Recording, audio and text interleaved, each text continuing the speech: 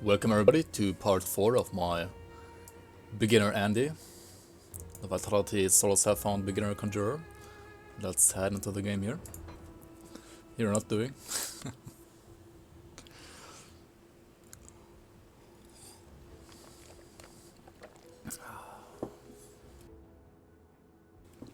Damn, coffee is great sometimes.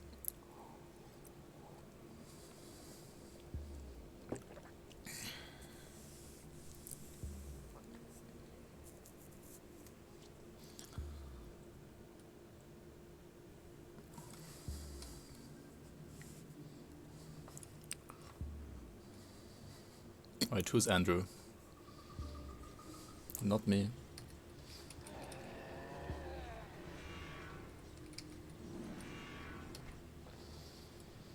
Alright, so the last time we went up to the beginning of Act 5, right, up to Coven's Refuge.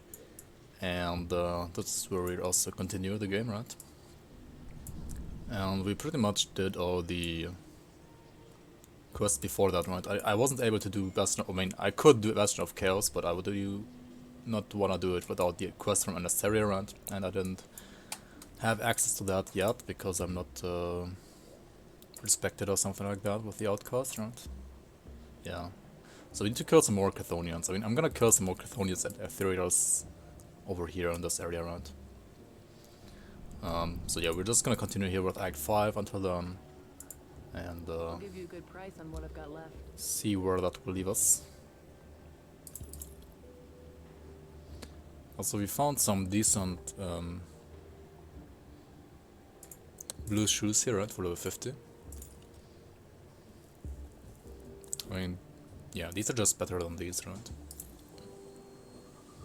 And this one is interesting as well, for the Piercing Chaos Restaurant, for level 57. Really good, actually. I mean, this one is okay as well, and this one, I don't know. Also, I don't have anything on my belt right now, right? I could put something on my belt.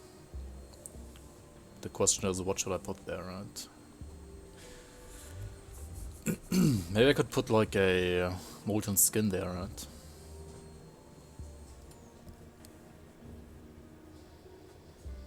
Or just antagonist solve, I don't know. I'm just not gonna put anything there for now, and decide on the fly what I want here, right?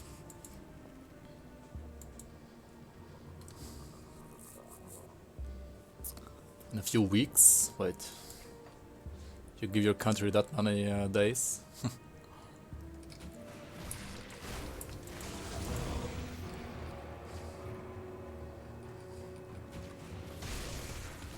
But you're from Greece, right?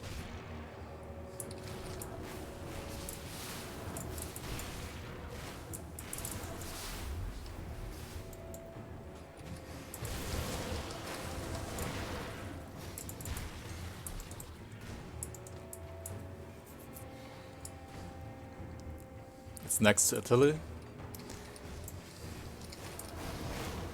I mean, it's not as close to Italy as Germany is, but especially if you consider that, like, the outbreak has happened in the north of Italy, right? Yeah, but I guess just preparing for the PoE League for today, right? Oh yeah, today is gonna be PoE League, right? I missed my opportunity, right? I wanted to, like, say in Discord, like, I'm gonna go live with PoE, new patch, and then, like, just kidding, Instagram down. But yeah. I think Valagan is gonna play PoE today. And also welcome Rekbar League, Crystal, and Bronze 5 procs, and Feta Cheese. How are you guys doing? Welcome, welcome.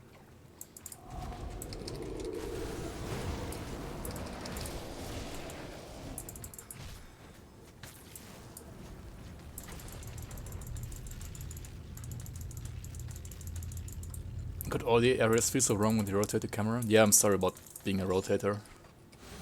It's just like how I'm used to play the game. And sometimes you see things in like different angles, right, and it looks pretty good as well.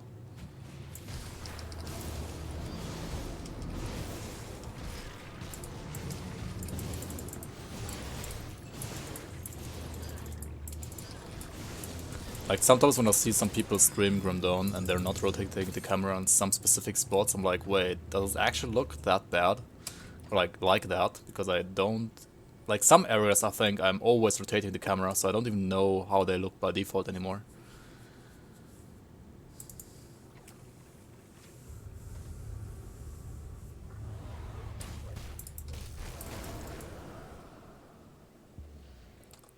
Outbreak has happened in China.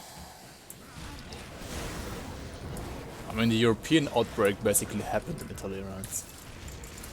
So... Obviously they have it from China as well, but still. There's so many totems here, holy shit. Another one. Nice, nice.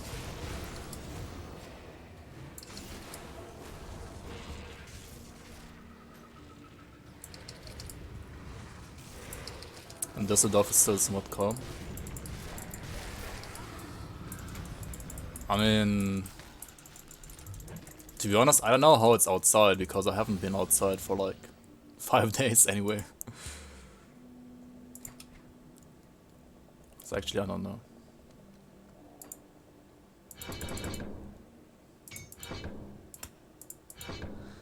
Okay, do I want the totem? I mean, I do want the totem right too, but do I want it now or later? I think I'm fine like putting 1 point for now, right? And I have space here, right? I can just put it here. I mean, you don't need it though. Yeah, like, okay, I was outside today to like bring out the garbage, right?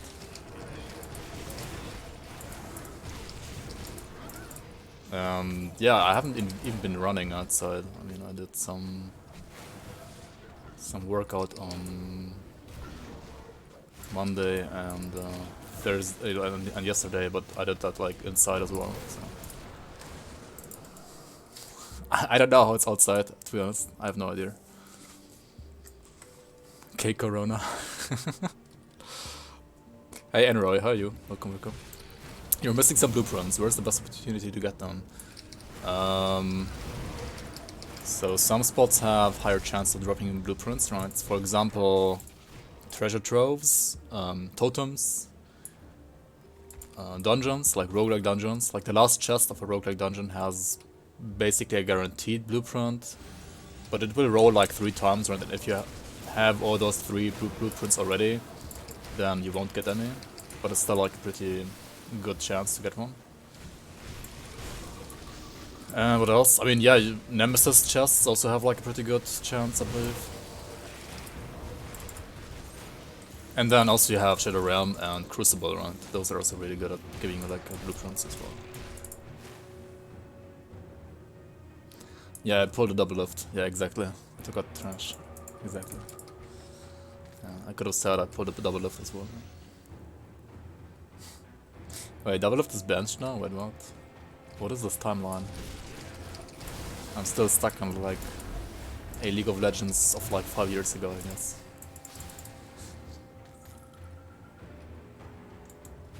Should we do the Kraken? I don't know. How hard is the Kraken on normal? I don't even know. I mean, it should be doable, right? Everything should be doable on normal.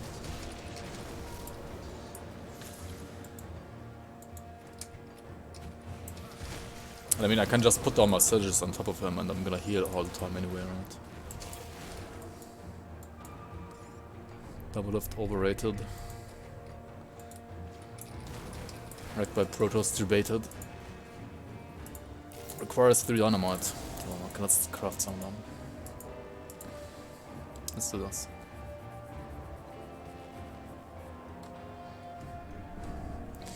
Yeah, starting now, I mean today, most people will play Path of Exile or World of Warcraft, right? Hopefully some people will also like still play Grim Dawn, but I'm expecting like lots of people to head over to, what's it called, Path of Exile, right? Not me though. Alright, we have Aether Shard, Seeing Rammer and Scavenge Plating, right? Do we have an Aether Shard? We don't, right? So we need to craft an Aether Shard first. Aether Shard. We have enough crystals, right? Yeah, okay. Oh wait, we had one. I'm retarded.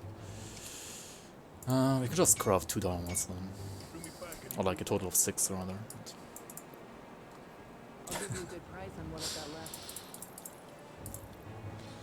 Blind streamer can't even read his own stash. I mean, you know that I'm not reading chat, but also not reading stash, but that's a new one. The Flash Hulk, okay.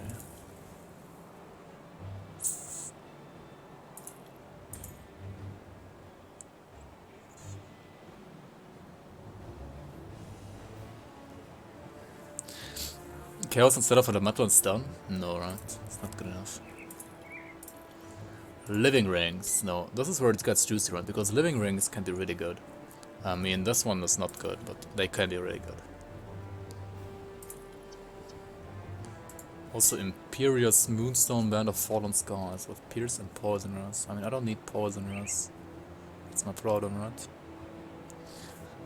I'm not culture, so I never need Poisoners.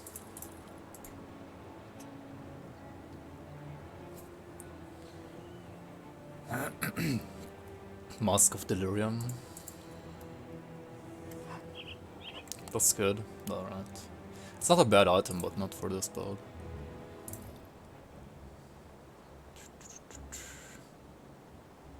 Yeah, okay. This is Scourge.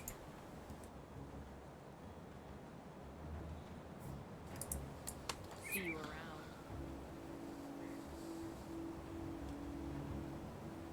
around. 100% blind resistance.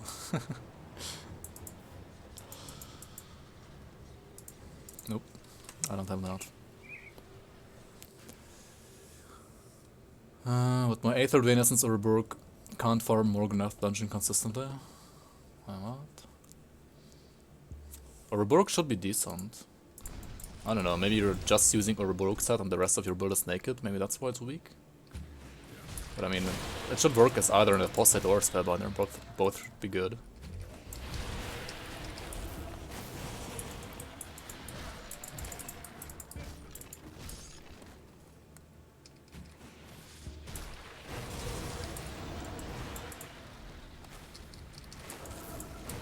But he one-shots you. Maybe you should use Mark of Torment then.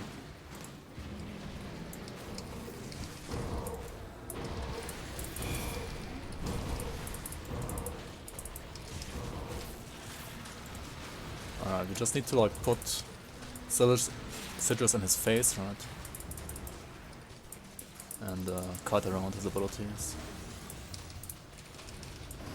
Keep spamming those sigils. Put a totem down. Yeah, okay, he just died. And we got a Stalwart, Craval, Shoulder Pads of Readiness. That's a lot of DA actually. And also this would be perfect if I was playing a Pet Conjurer actually, right? Interesting.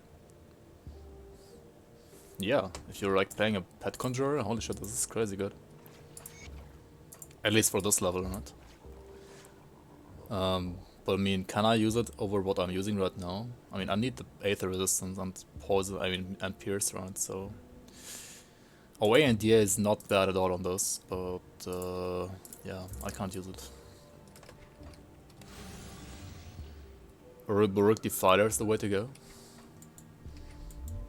Defiler. I don't know. Seed is really good when you have a challenging ability, right? Like Drain Essence. I think it's better than the Blast Shield for that. 23 plus 2%, yeah, low rolled like crazy, right? It's plus 3%, not 2% actually. Just go Retaliation, Drain Essence.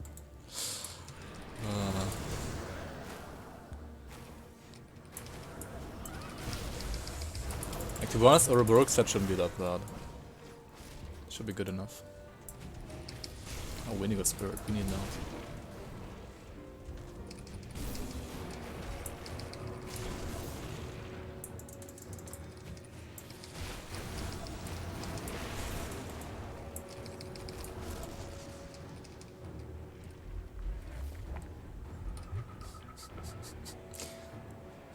Maybe, that makes all the difference, right? It's a niche set. Nah, I've seen some pretty good ones in the forum actually. I mean, Steps of Torment is a super easy dungeon compared to the Wolgneth dungeon though, to be honest, like, you can't compare those. It's like Ultos is just for one spell, but Ultos is for savagery as well, kinda. And Lightning Surgery, but Ultos is also okay.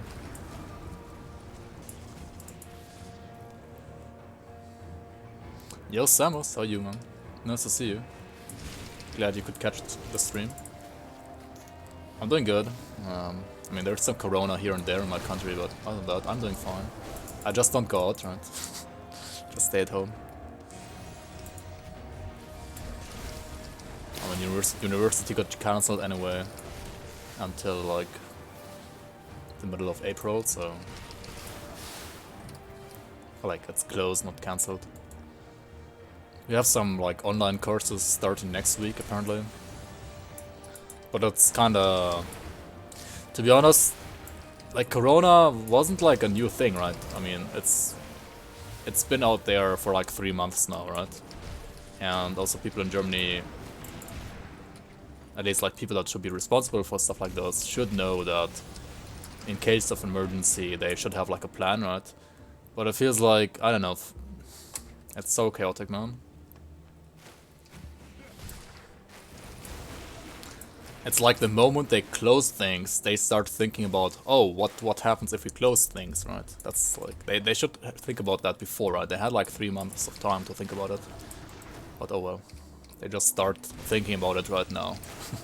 It's a little bit chaotic. Yeah, it's calming down in China, that's true, so there's at least hope that, or like, we know that if it's like, how do you say that, like treated well, or like you do like the quarantine things that China did, and you can defeat it, or like that you can make it less worse, like less bad, right? So there's hope. There's hope that it's like gone, I don't know, maybe by the end of the year, and to be honest, like, or like maybe in autumn, or in like by the end of summer, maybe, right? Like China said, did they say like this week that they're expecting to have defeated Corona by like the end of June? But I mean, they had it like 3 months before us, right? So if you put like 2 or 3 months on top of that, then you know like when it should be beaten in like Europe or like in A, for example, right? Also this guy, Agdal, right? So let's talk about the game here a little bit more. So, you have 2 options, right? You can either help him or you can kill him. And to be honest, in the long run, just kill him. It's more efficient. If you wanna like help him because you think like he's like a good guy, do it. It's okay. There's no wrong in like helping this guy. That's not wrong at all. But if you kill him, you get basically 1 more mat, right? Because if you don't kill him, you need to like give him a spirit, and then he's gonna give you a spirit. So you have like, well, you gain nothing, right? But if you just kill him, you will gain 1 when you do a spirit, and you don't have to pay any spirit, right? So overall, like, killing him yields you more resources. Hello, Egolos, welcome, welcome. There's an article about the prototype cure being developed in Canada. Oh, nice. Yeah, I've read some other articles about, like, other, like, prototypes, etc. And all that I've read so far is that, like, Big Pharma basically told people that they will have a cure by the end of the year. Or, like, they will have... I mean, they have prototypes now, but until, like, it's approved, etc., right? Until they can actually use it. At least when you consider, like, a normal process, right? Then it should be, like, ready by the end of the year. But maybe because there's, like, an emergency, they will, like, put it on the market earlier without too much testing, right? So it might be out earlier. Alright, I'm gonna check it out later. Thanks for the link, man. Can bookmark this for now. There we go.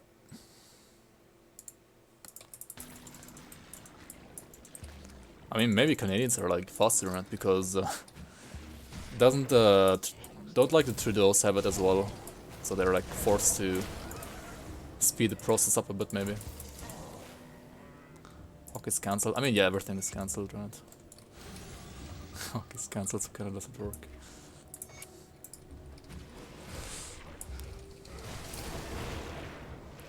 Nothing will cancel hockey season. Wait, it's still not cancelled for you guys? Interesting.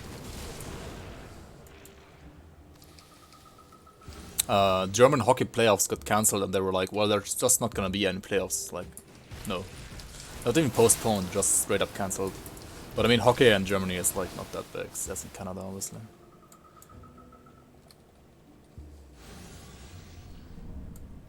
It won't survive in Canada. I don't know. Is it like that type of virus? I don't know.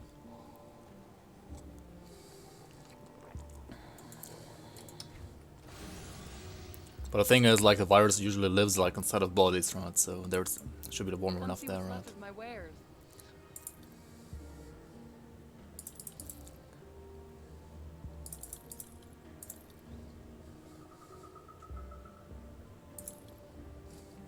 What is that one? Flames Virtue. Really good weapon if you're, for example, playing an Oathkeeper, right? But again, this is not an Oathkeeper, so Chthonian Thread Sash is pretty decent though. This one also has Pierce and Chaos Runes. This one might be juicy actually. And the +2 to Destruction is pretty helpful as well. I mean, I'm gonna lose +2 Wasting. But I would get +2 to Destruction and I'm gonna get more Vitality damage, right? And also a Lifestealer Nova, which deals Vitality damage, and this other proc deals only bleeding damage, right? And I'm scaling Vitality over bleed. So this one should be better actually.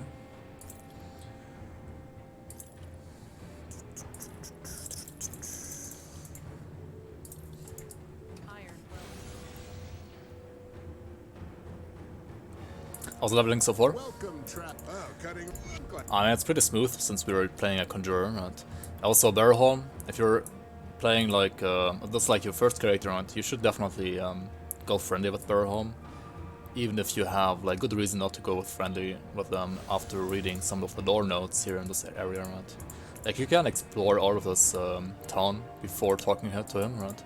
And check out all the lore notes, maybe you wanna eat some soup as well, and then you can like... then you get the idea, right?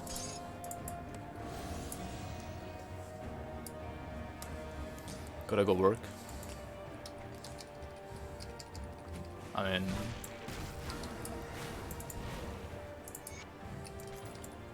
that's okay. Do you think we can make more niche builds with Wrath of the Ascendant Scepter? What Vitality to Aether conversion, you mean?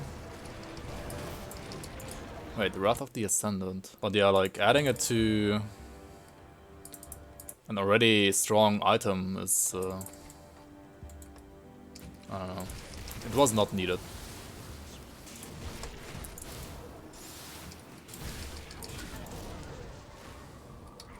Yeah, but the thing is, like, it's not bad. Yeah, it's not bad. But it was like 99% of the time it was worse than Wrath of the Ascendant, right? So, to like give you a real choice, they should have buffed that over Wrath of the Ascendant, right? And like a good way would have been to, yeah, give this weapon the Vitality to Aether resistance, I mean conversion, instead of giving it to Wrath of the Ascendant, which was already like best in slot on like, I don't know, pretty much any Aether caster, right? At least any like Spellbinder, and any like Aether caster that was using either Necromancer or Arcanist, right?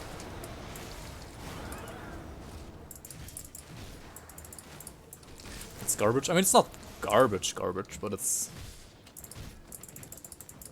Where's Blossom Eye? I mean, there are some worse ones, definitely.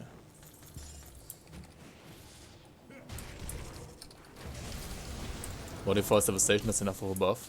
Kappa.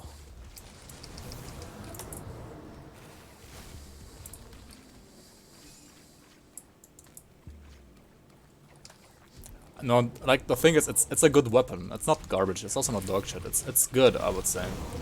But the Wrath of the Ascendant is just better. Because the Wrath of the Ascendant, honestly, is just retardedly good. It's like crazy.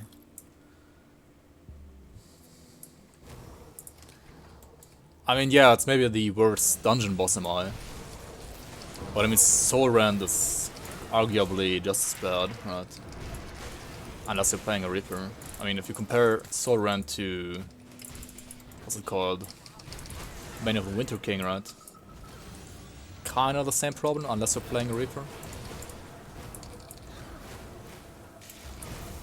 I mean, yeah, it's not even close to World Eater or Nightbringer, obviously. Alright, we got this chest here as well. This one will always spawn like 3 ghosts, right? I mean, this chest has a random spawn location. I mean, it has like many different spawn locations throughout the bog here. And we randomly spawn in one of those places. I don't know, that's like a weird chest, right? That's like a one of a time, like one of a type in the whole game, right? It's like a random chest spawning anywhere in the bog. Spawning like 3 additional elites, like ghost elites, whenever you open it.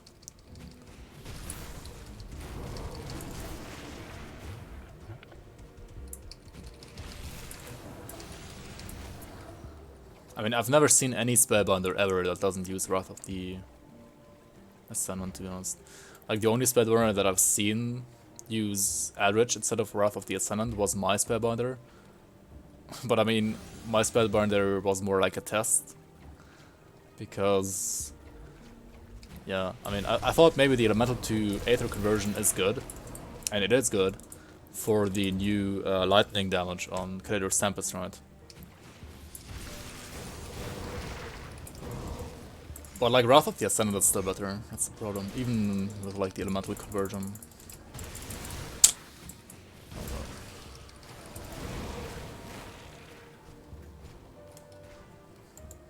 Yeah, we need one more ward here, right? So the last ward should be down here. Or here in the south, right? The southern ward.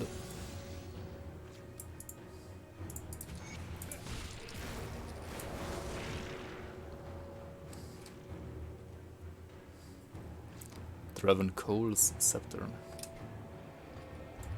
Right, who's that? Hey DexMaxTex, welcome, welcome.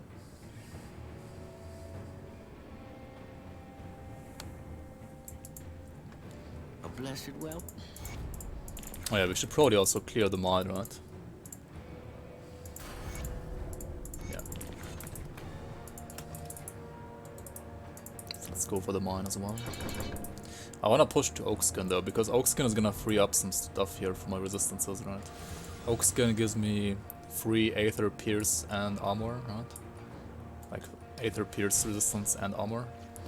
And those are pretty hard to get, to be honest. And it's gonna be awesome for Elite, especially for Elite later on. Once we switch over to Elite, we can just pump this up for more Aether and Pierce resistance, or prop this up for more poison resistance, right? And also it frees up some slots, maybe because we don't need to like use as many like Pierce or Aether resistance items anymore. They need to buff Aether damage? Yeah, they do. Need to do that, probably. I mean, Clairvoyant AR is still fine, right, apparently? But I mean, that's Clairvoyant AR, right? That's kinda good.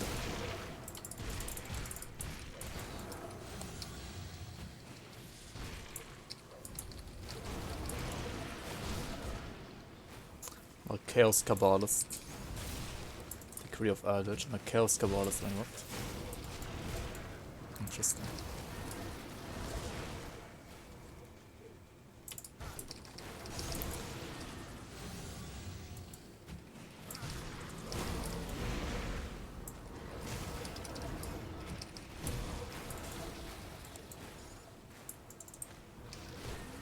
Yeah, vitality leveling, especially in normal, is just a cakewalk, to be honest. Like, you just need to like click 2 or 3 buttons and everything dies.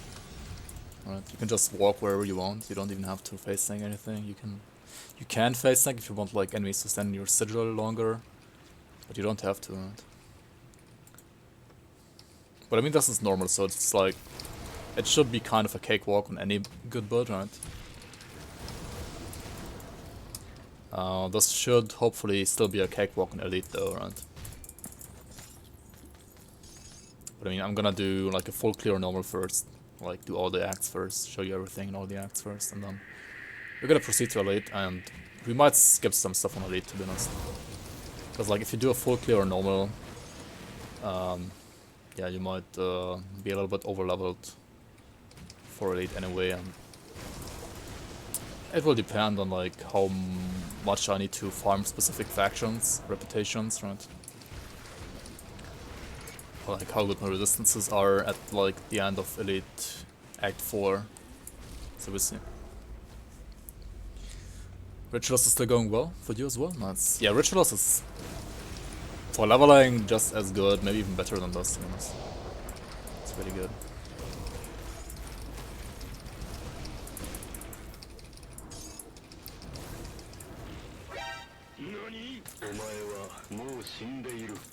Also, Samus, thank you so much for the resub, dude. Holy shit.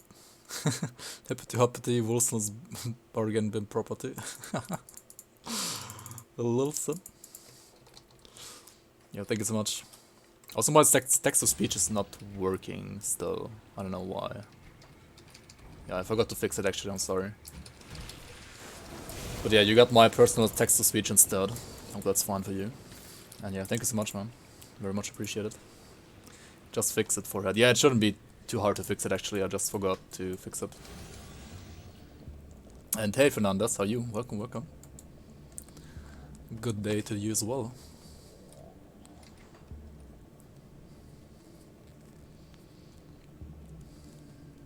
Yeah, Vitality has been the best damage type in the game ever since, I don't know, patch. I mean, it definitely has been the best ever since the new dungeon, right? And even before the new dungeon, I think it was like the best. Ever since they buffed Dark One set for Shamans, it has been insanely broken for Shamans, to be honest. Yeah, we can kill Laria the Hexer, right?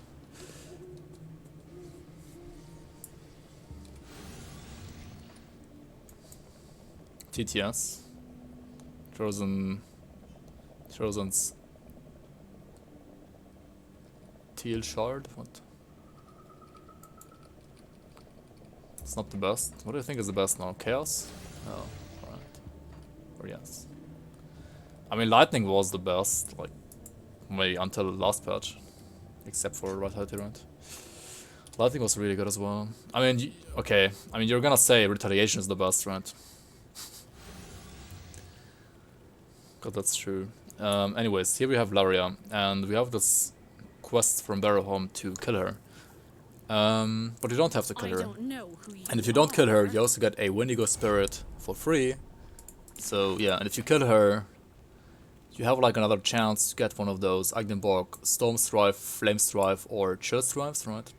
But you can always get those from killing Janaxia, and you need to kill Janaxia anyway, right? I killed her at the start of the stream when I entered the Borg here. She's like over here in this other cave, right? And if you wanna farm like Stone Strifes, Chill Strifes, or Flame Strifes, just reset your game after the kill and kill her over and over and over again, right?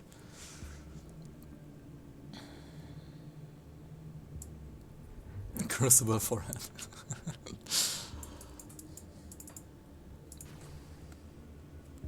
Hey Fred Shy, how are you? Welcome, welcome. I mean, yeah, Vitality is maybe not the fastest, that's true. But when it comes to like how easy it is to build, how consistent it is, how much sustain you have, right? I think it's the best one right now. See anything you like? Also we have these empowered Viscorn Greaves. Which are like the same as I'm using right now, right? So maybe these are good. Should probably keep them.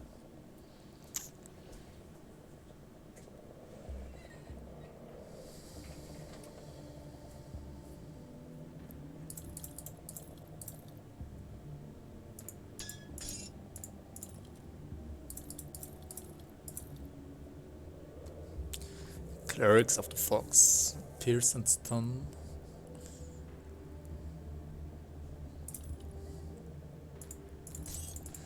These aren't too bad either, actually.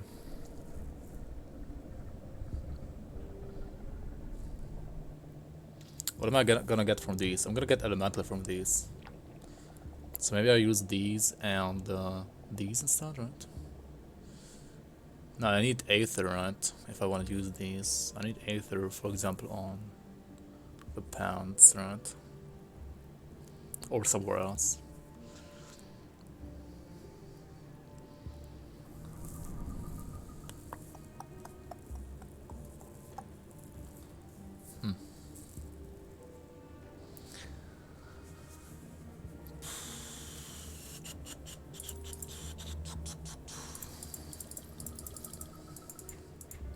Put it to good use. So Retaliation Warlord still OP. It's not as OP as on release because it was completely, absolutely broken on release of Forgotten Gods, right? But Warlord has never been bad. Have you dealt with that? And yeah, it's still good. Like, I know so many people have been crying when the nerfs happen, right? Oh my god, you destroyed my Warlord, blah blah blah. Because it got nerfed hard, but like, even after all the nerfs, it's still really, really strong. And for like highest endgame content, I would say it's Now that you have probably still one of the best. Do you have the material perfect deep beneath? Oh yeah, I didn't kill Savaria actually. Oops. Let's go and find Savaria. Savaria is like a plant boss that has 3 different spawns, or like her cave has 3 different spawns, right? I checked this spawn point here, and I think I checked this one as well. Maybe I just was blind and didn't check it properly though. Let's check them again. I'm gonna show you all the spawn locations again.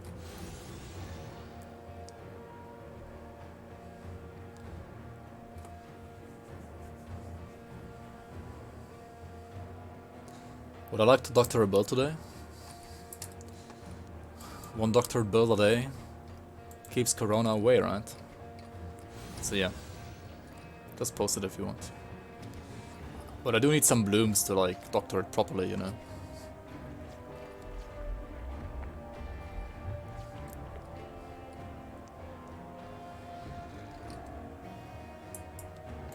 Every build needs blooms to be cured. All testers are Crucible lovers, so this might be... yeah. I mean, even Create themselves like Crucible a lot, because Crucible, compared to Shattered Realm for example, Crucible does offer you a more... well, objective way of like comparing endgame builds, because the Crucible is more consistent than Shattered Realm when it comes to like which enemies it spawns, right? So, yeah, it's actually not that surprising that people do like the Crucible a lot still, or like it's like still the go-to thing to like compare builds. But yeah, Crucible is still super boring. Or like it depends, like I mean, for some people it's not boring, for some people it's boring, for me personally it's pretty boring. Yeah, so spawn location number 1 is like over here, right? Number 2 is over here, and number 3 is over here. And this is where it is, the cave. There we go. Code waifu is quite good. It doesn't seem too bad. I mean, it's still a bit too expensive for me though right now to pick it up. Sounds like maybe I'm gonna pick it up on a sale later or something.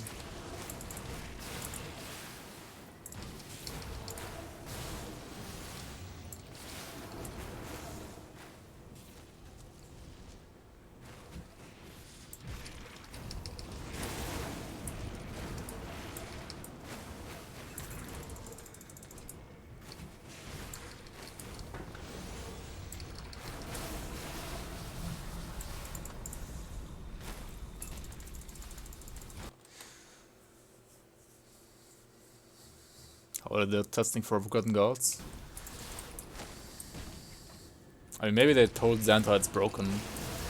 I think it was like even more broken while testing, to be honest. I think they told him it's broken, and then he nerfed it a little bit, but then maybe he wanted the Warlord to like be broken on the release because it's like, I don't know, to like debate people to try out the Retaliation, right? Because Retaliation was like the new feature of the expansion, right? So it had to be good. If like they had, imagine they released like an expansion that is like focused around Retaliation, like Forgotten Gods was, and then Retaliation still sucks, right? That would have been bad PR. So, yeah, maybe it was intended to have, like to have Retaliation be OP, right?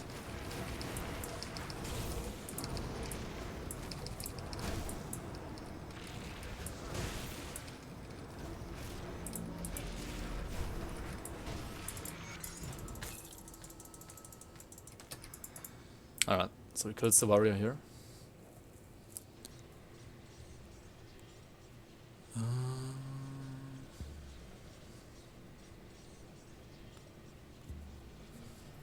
Power Bomb. Power Bomb doesn't test endgame? Maybe. Now Rita is OP. Have you good? You will find The thing is, like, compared to Forgotten Gods release, Rita right now is like a joke, right? It's not even good. But I mean, overall it's still good, obviously. Tough of Reptilian Resilience. Reptilian Resilience is like armor and poison resistance, right? So that's not needed. Shield of Perdition. I could go for like a 3-piece if I was playing an asset build, like a Dervish or a Sentinel, right? We're not doing that, so we're gonna sell it.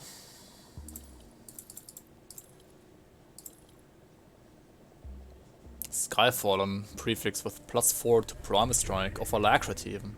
Okay, yeah, if you're like playing a Promise Strike Conjurer, then this is your weapon.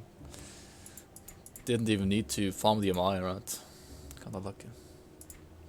But yeah, we're not gonna use Promise Strike, so I'm not gonna use that weapon as well. This one, no, it needs the Elemental Rest, right?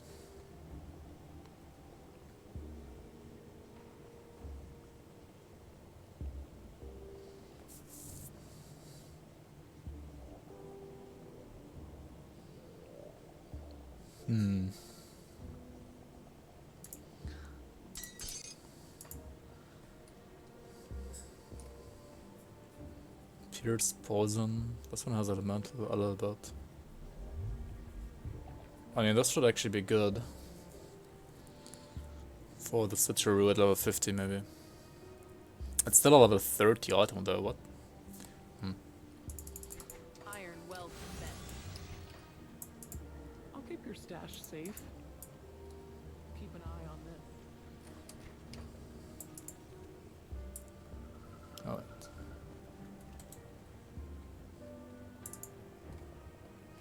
Goradia speaks Hello, of Quetzal your and Horia, accomplishments welcome as guys. At least it'll be you.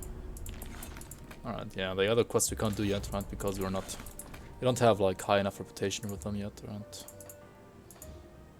There are some more quests here for the Coven of Agnenborg, but we need to be respected first, right?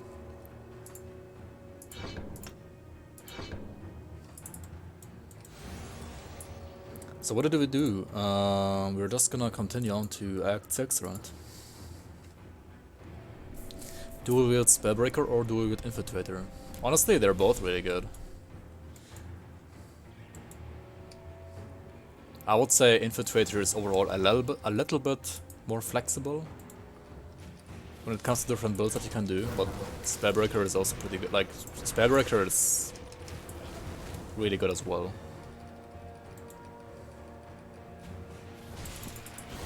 Like if you plan on doing like a cold Nightblade, both are super good. Infiltrator can be played as Pierce as well, and Spellbreaker cannot be played as Pierce, so that's like a small flexibility bonus for Infiltrator, I would say.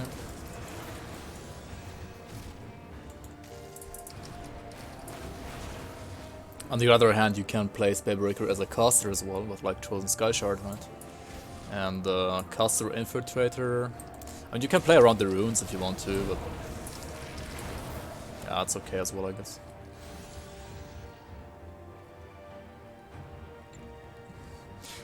Dude, Arcane, I actually still don't understand, like... I mean, yeah... I don't know. Adding like 0.5 seconds to stack duration would be nice though. That would probably solve the issue for all the people around.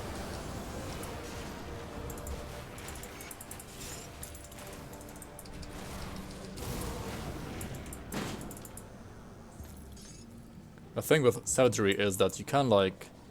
it's all Chaos Rest, it's max out, right? Yeah. You should maybe max out Chaos Rest before entering this desolated waste here, right? With Savagery is that you can, for example, start a fight stacking Savagery up to like max, so like 6 stacks for example, right?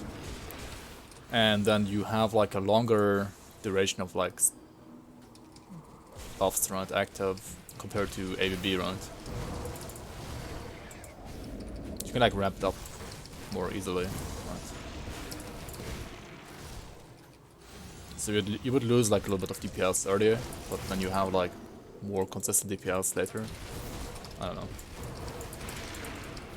I mean, yeah, that's how they should probably like add like 0.5 seconds to each stack. It's the only reason why you don't ever do Promise Strike. Why not?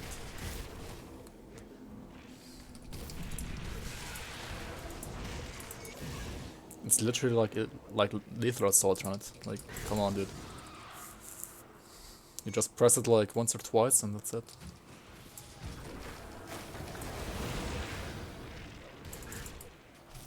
I mean, yeah, if you don't like lightning anyways, then yeah.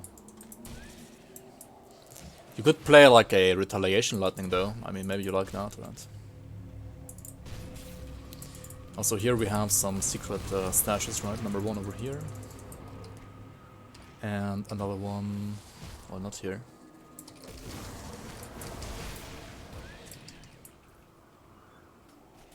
Lethal Assault has a cooldown. So you can just like mindlessly smash the button without thinking about it. That's true. And number two is over here at Hidden Spawns. Some additional green items. I mean, you don't have to get these stashes, they're not super important. But if you want some like nice additional loot, go for it. Also, did we get some good ones? I mean... I'm still looking for Aether resistance, right?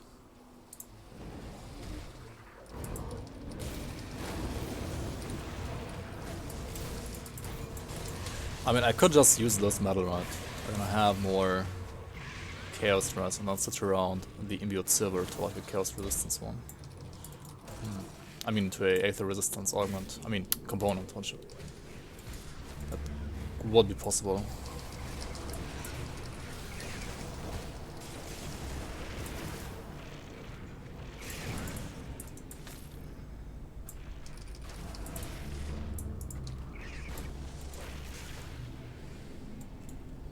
Alright, Akadzul. This boss is basically the end of Act 5, right? End boss of Act 5. So what do? We just stack sigils, stack totems, right? We don't... try to not stand inside of the volcano, right? I have no idea why this music is so loud compared to the rest, but okay.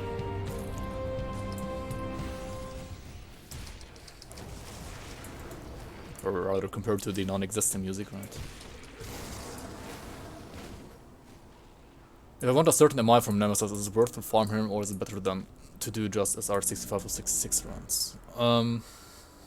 Usually it's... overall it's like better to do SR65 to 66 rounds. Unless it's Kaisan, because you don't get Kaisan's amulet in Crucible or SR.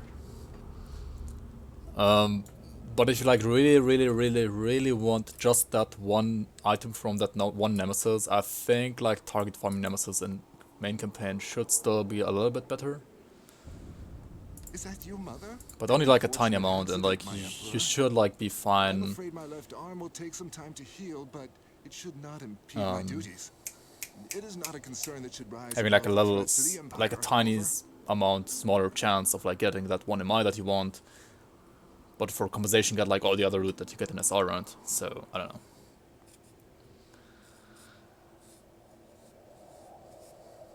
And yeah, if you can't do SR like higher SR stuff, then it's not gonna be worth it to do it in SR round. And then you're basically forced to do them in the main campaign, and that's like their like purpose, right? Their purpose is to be a way of farming for stuff when you're like not strong enough for like higher endgame stuff, right? Like Nemesis are not supposed to be like the highest or hardest boss in the game, right? They're supposed to be like an endgame boss, but like rather one of the easier ones, right? So they're like, when your character's not strong enough to do like, I don't know, Shattered Realm, high Shattered Realm shards, or like high Crucible shards, right, or high crucible waves rather, then you can always farm the Nemesis monsters, for example. Alright, should we fight Agrum here or not? I mean, why not, right? The thing is, if you As you command. fight The Agrum, Emperor, your son, lives. you get another achievement, right? It's like a hidden achievement. I don't know if you have to fight him on Ultimate as which well, only I know. or if it doesn't matter which Your difficulty. line will live on beyond this tragedy. I swear it. But yeah, you just have to like tell him to stand, right? You have to like act as if you're the Emperor, and then My mind is clearing up some haze. You're not the Emperor. you have this option to attack him, and then you have like this friendly brawl with him, right?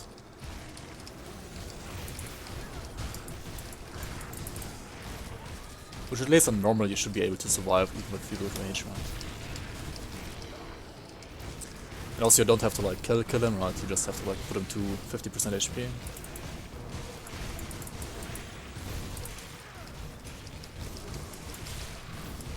If you don't have like maxed out resistances though, he's not that easy. Especially on higher difficulties. He can like kill you, so doing this on hardcore if you don't have maxed out resistances might be like a bad idea actually.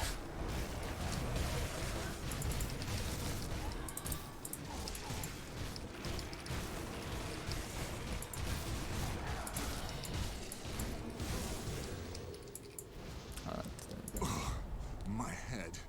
I yield, friend. I yield. You've never won against him. We were together at the mount. I see. Igram is cake unless noob. Did you kill him as well? Or like fight him, Kerplunk? Did you try fighting him? And also welcome, how are you doing today? Hope you're feeling better. Don't remember. Oh yeah, you don't even remember who he is probably, right? Considering how much you read the lore of this game.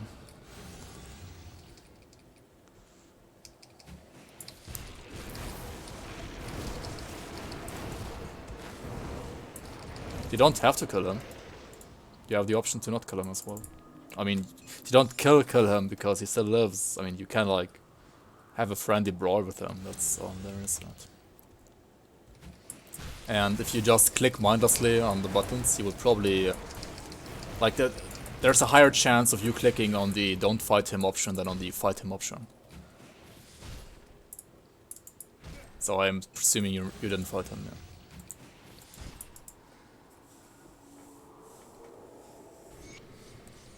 It's good to see the sun again.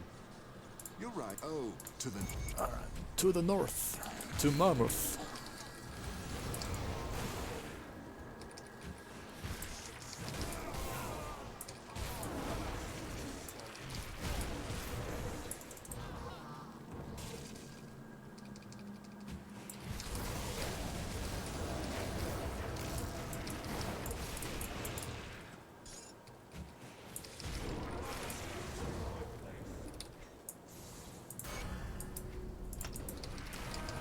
Alright, one more level for some gear switches.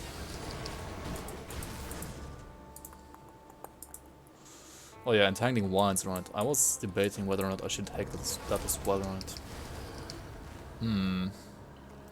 Where do I even fit it? I mean, I could put it here, right, and like put Shadow Strike over here only. I mean, the Vanish. Let's try this. Maybe we can max it out as well.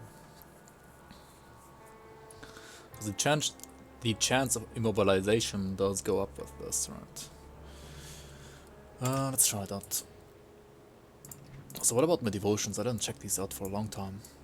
I'm still going for a Tosh next, right? So I wanna have the Lion.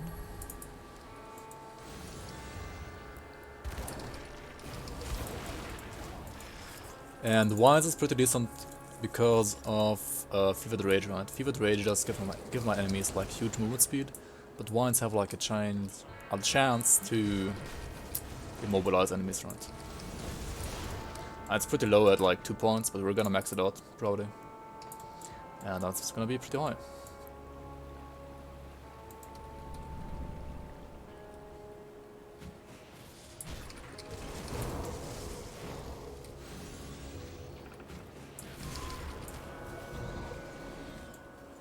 farming.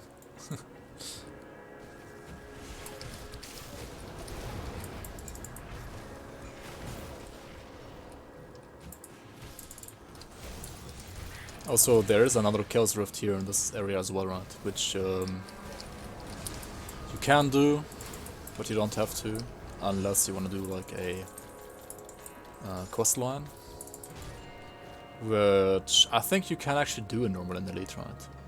But it's not really gonna be of any interest in like normal and elite, because in ultimate it's gonna be more important. But let's check what Dyla here. She should be like in the northeastern corner.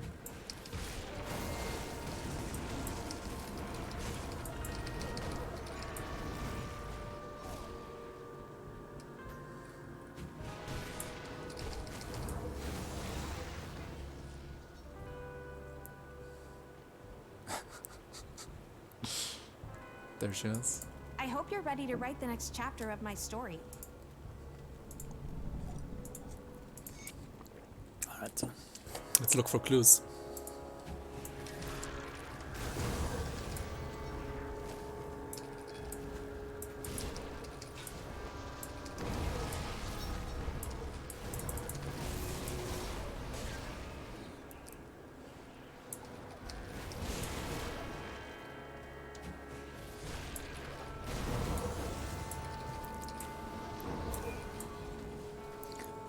Somebody on YouTube told me that I should maybe like do another video about resistances, right? Because lots of people don't like underestimate the value of resistances. And then like 5 minutes later, I actually went to Facebook. Like, I don't know why I went there, but I did. And I checked on the Grim Dawn Facebook community, and there was like a guy posting like an endgame build with like 73% poison and 76% pierce. And he was like, what do you think, guys? Should I max out the resistances or am I fine like this? And like 50% of the comments were like, no, you're fine like this. I was like, what the? In this game, you always have to max out resistances to 80%. No matter what for endgame. Like, yeah, it might seem like 73 to 80% might seem like only 7% less resistances, right? But if you do the math, then it's like, you take like 35% more damage, right? From that damage type, and 35% more damage is a lot of damage. Crucible players, you assume, because they get resistances through the Ulo buff? I don't even know. No, I don't think they were Crucible players, to be honest. Softcore probably. I mean, definitely, but even on softcore, like, taking 35% more damage will result in death, like, lots of times, actually. And there's some content in softcore where you also don't want to die, right? Like Crucible, if you die in Crucible, you have to like redo everything again. If you die in a roguelike dungeon, right, you can't enter again, you have to reset the game and redo all the stuff again, and you will miss out on like the last boss, right? So there is some incentive for you to not die in softcore as well. For like hard, like for endgame farming at least.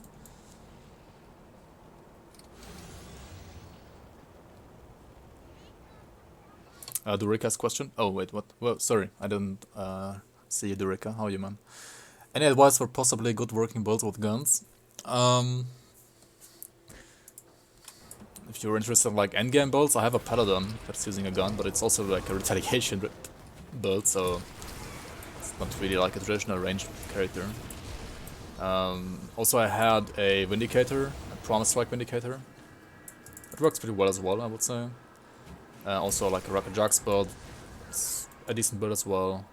And if you don't have any gear, just want to like play any ranged character, then using a Purifier as a class is probably the best, because it's like the most,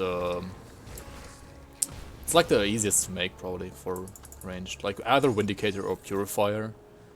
And you also have the, what's it called, Desolator gun, right, for endgame. There's like a faction item for ranged. What am I drinking? This is coffee right now.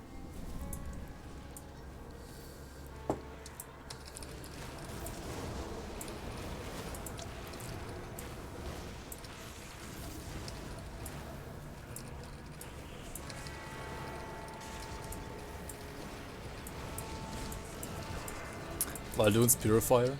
Yeah, Valdoon's set is also a good endgame set. Not to So like you can also play Pierce ranged, but Pierce ranged is kinda, I would say more gear dependent than Fire or Lightning ranged. But it's definitely possible as well. Also we still need the evidence, right? So let's go down to the cellar here. Because that's where we will find the evidence.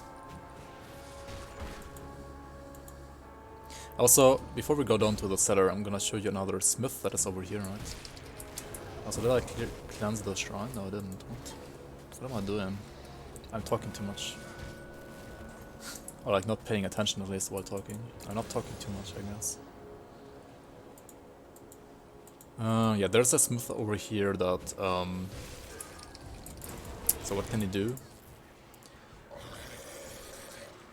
Isn't this the one that can also convert stuff? Yeah, this guy can convert Ashes of Mammoth mats into other Ashes of Mammoth mats, right? So similar to the one in the Necropolis that can convert vanilla mats into other vanilla mats, this one can convert a mutagen into a ethereal missive, a Wendigo spirit into a mutagen, and a ethereal missive into a Wendigo spirit.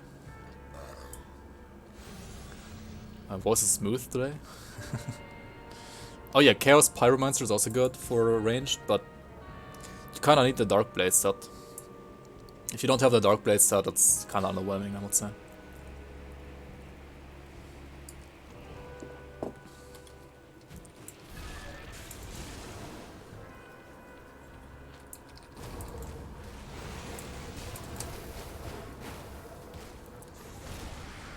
And yeah, you should also cleanse the shrine over here, right? So we should do that.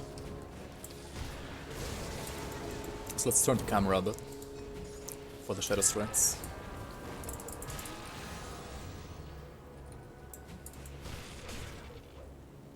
Can you like let me through, please? Thank you.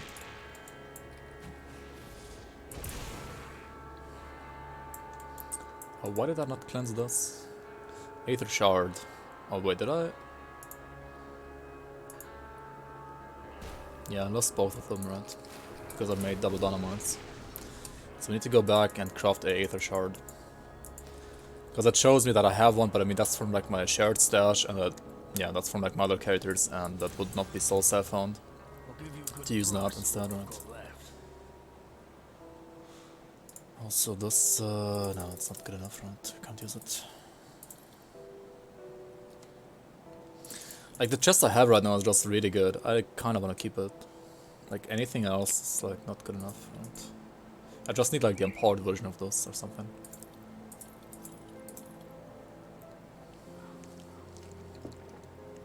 Never mind, I have 5, what the hell. Tinkering is my specialty. Goodbye for now.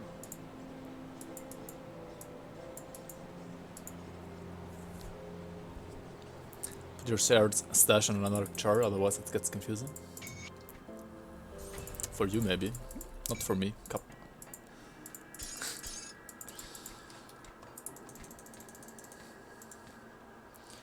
Tyrian scrubs.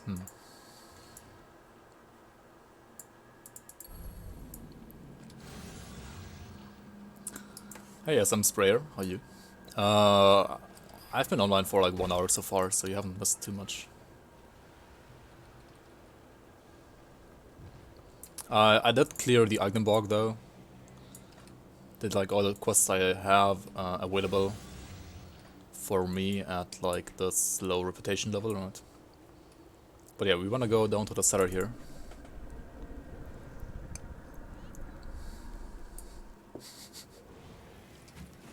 The Bandera. Suits me well, right?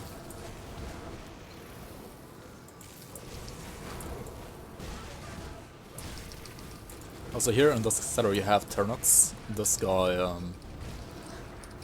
well, he has a meteor. That's like the only scary part about him, right? But if you just kill him fast enough, he won't even spawn the meteor, right? And here we have some clues. Or like one clue at least. Clue number 1. Travis's letter. And with that, we can just go back to Dyla, right? And talk to her again.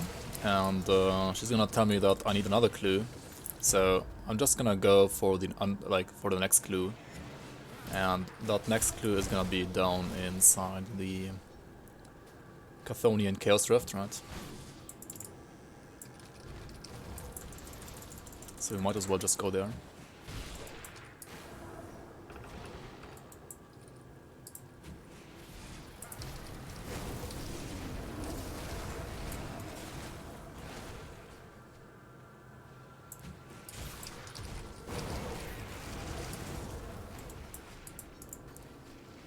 Hey, H1T1, how are you, man? Welcome, welcome. Looks like Verka Serduchka.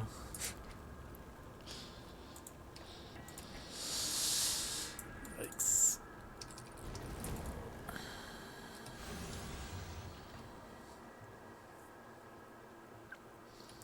So the Chaos Rift has like, I don't know, like 8 different spawn points or something like that, right? It can basically spawn anywhere in Morndale, wherever you see like a red circle at the bottom, right? Or like a red Chthonian circle here. So we got lucky and found it here already. But if I found it like over here, I would have like put on a portal there to like make it easier for me to go there.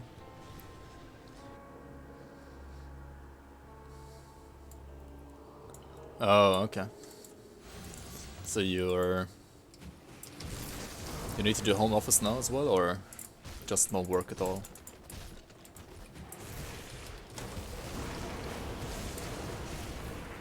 No servitor boss call? Yeah, we should check out for the servitor as well. Is he like a 100% spawn actually, or not?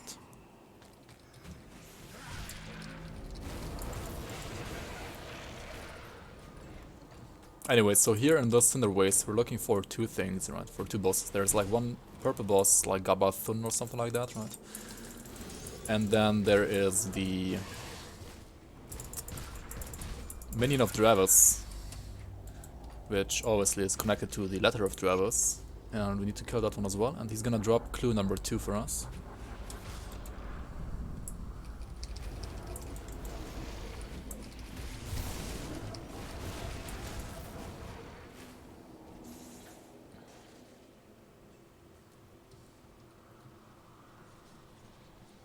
No, he's the real remaining meme, right?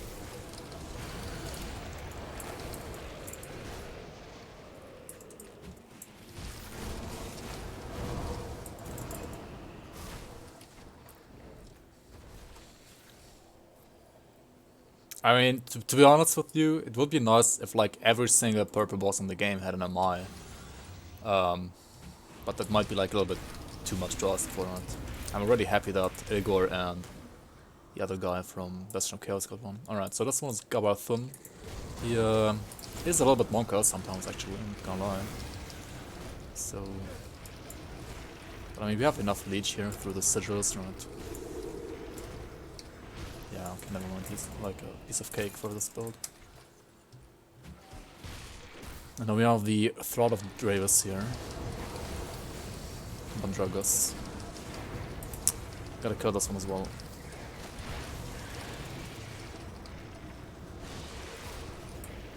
And he's gonna drop Dravis' offering. Also, we got a Praetorian chest guard. The Praetorian set is arguably the best level 50 set for like leveling, right?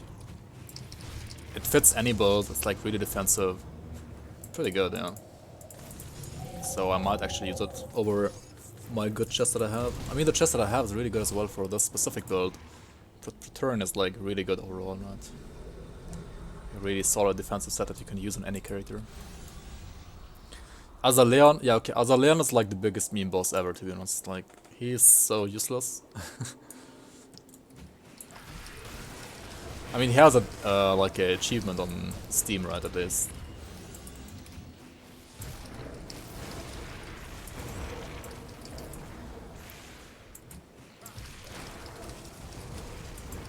And yeah, here on the next level, the Fringes of Sanity.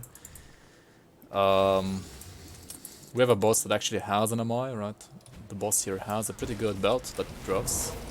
And it might be interesting for this build because it is a But like he has two different belts actually, right? One of them is like a Necromancer belt, and the other one is a Octitus belt, so maybe I'm getting lucky here and I get the Octitus belt.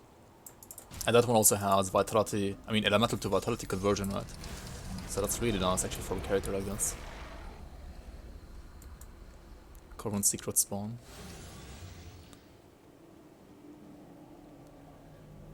Gabal Thun? Wait, who's Gabal Thun? Oh, the guy that I just killed?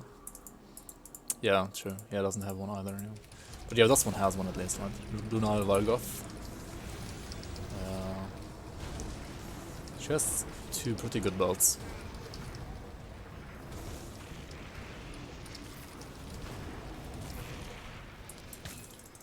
Lunar Valgoth Waistguard. Which one is Waistguard? That's the Necromancer one, right? You get unlucky. And also you can decide whether or not you help these guys, right? If you help them, which is what I'm gonna do here, or like depending on your decision here, you will get a different spawn later here in Act 7 in the Ruins of Abid in the tomb here, right?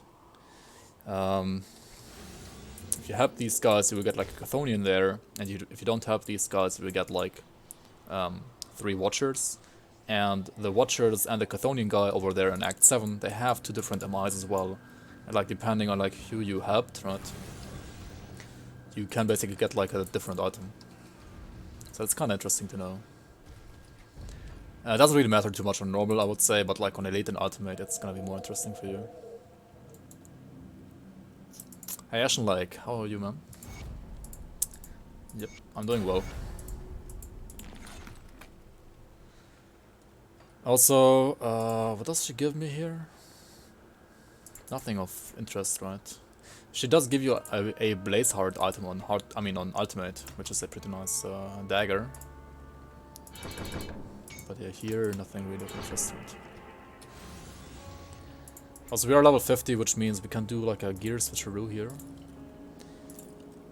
If we have the Aether resistance to support that. Because these boots are like really nice. Really, really nice.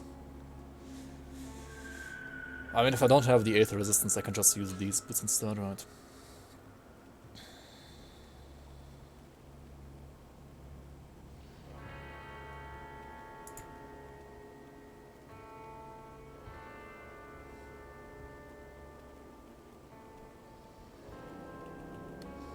I mean, this one might still be worth it, right? For the Chaos to Vitality conversion. Because we have some Chaos damage on Destruction. Some flat Chaos on Possession, which honestly doesn't really matter too much. Yeah, it only matters for Destruction, right? I'm not using a Chaos Devotion either right now. Is it worth it just for Destruction? It might be. Maybe not, because we're losing +2 destruction then, right? I'm gonna say it's not worth it for now. I mean, we need level 55 for this anyway. We can just hold on to this until later. And then decide again, right? But yeah, what about Aether Resistance? I have some pants with Aether Res here. Raiders of Arcane Winds. I could use this, maybe.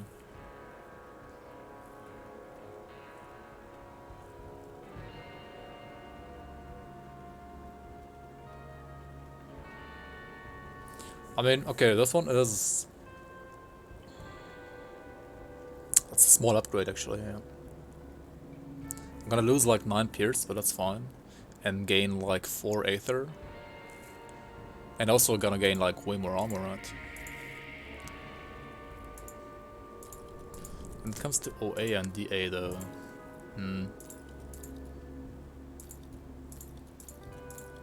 I don't know. It's not worth it after all. I'm gonna try the new league at PoE. No. I'm gonna... To be honest, I'm not gonna play PoE before PoE 2. Because that's when they're gonna allow me to zoom out, right? I don't wanna play a game like this. This is how you play PoE, right? I wanna play a game like this and actually see what's setting me. So I think I'm just gonna wait for PoE 2.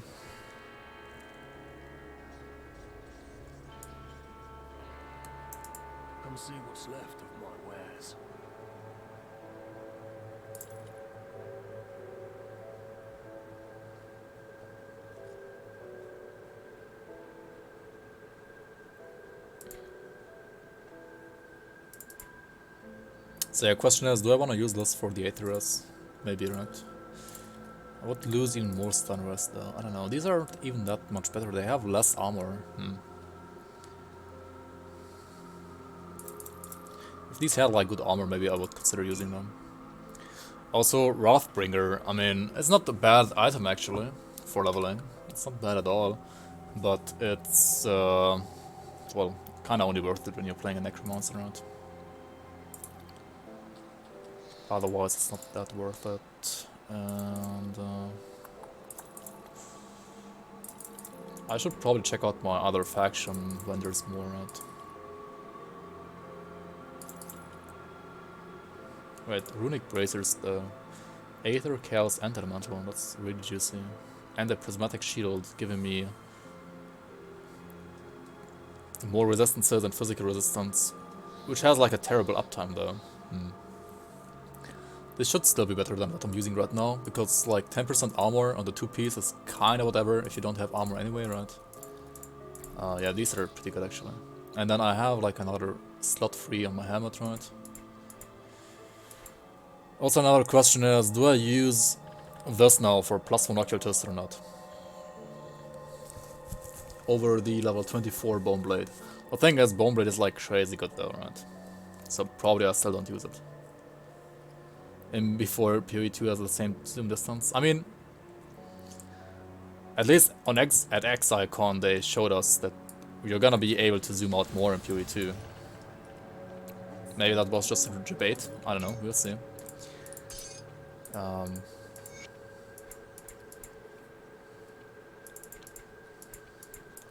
We'll see, right? Tinkering is my specialty. What about my movement speed? Yeah, Mark of the Traveler is still really good here. Also... Oh yeah, I don't even need Aether that badly, right? Because if I need more Aether resistance, I could just put more points here, right? This one gives me Aether resistance. Yeah, right.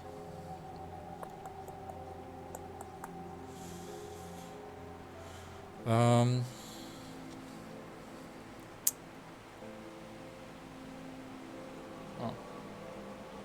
So do I want to use this one for the... what is it?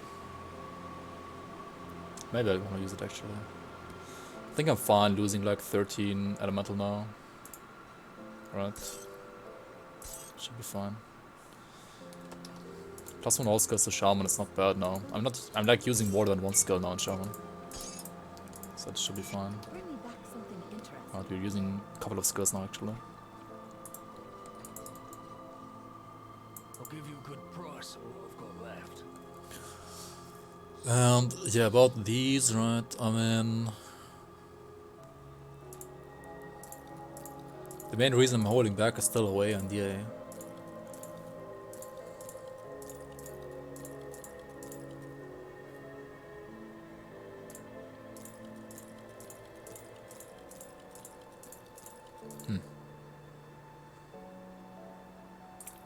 Kinda undecided on that.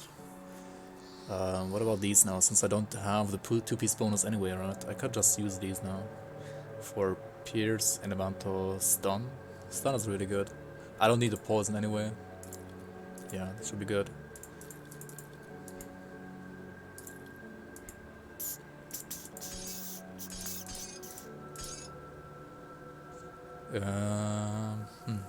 Untangling Wands is pretty nice as well here though. Oh, whatever.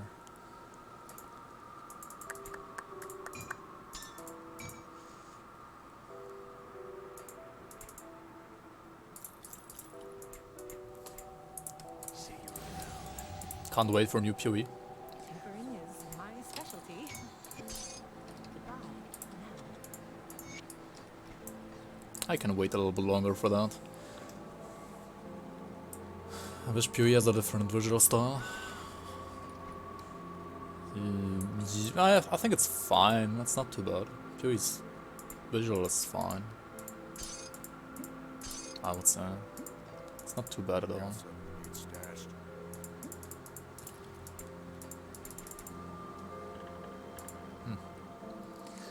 So yeah, this one might be interesting, right? Praetorian is interesting. This one might be interesting. Maybe not. And these are like not good enough, right? Also, this one's not good enough for my build anyway.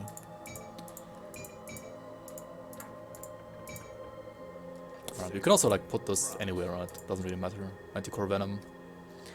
The poison damage doesn't matter at all. It's like just for 5% more damage to Chthonians. I mean, I could have used this like at level 40 already, right? I need to put my Got something you need stashed? this over here, right? I need to figure out where I get like a relic for a Conjurer, right? I need something like a Blight relic. I should like figure out where to get that. Also, what we got here are like tonics of reshaping and of clarity, right? You can use this to reset your attributes and this to reset all of your devotions without like using a single aether crystal for that. So these are pretty good, but yeah, don't use them for like just 1 point, right? You're gonna get more of these later through other quests as well, but they are not like super common. What's left of my wares. Iron well spec. So I still have a free slot here, right? So just put some armor there, I guess. Scrap metal. Like maybe some fire resistance, some molten skin maybe. Molten skin should be good. I mean, I should have these in my stash, right? Should be like really easy to craft this.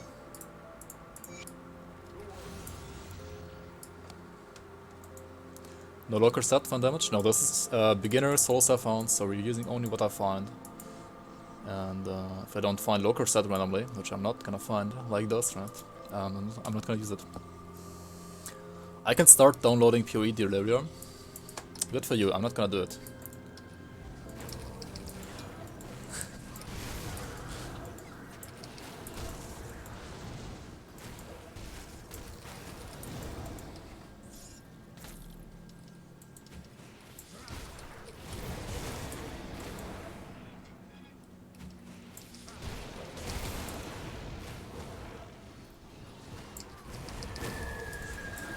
But yeah, if anybody's interested in the new PoE League, then you can download it right now, apparently.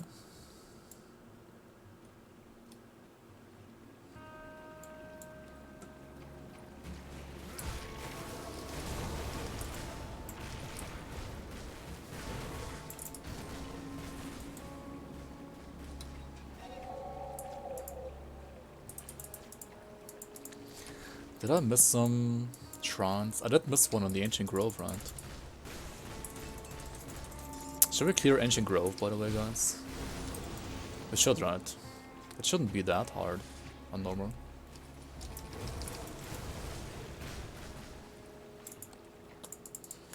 Maybe we should do it like after the main campaign stuff though, right? Not before.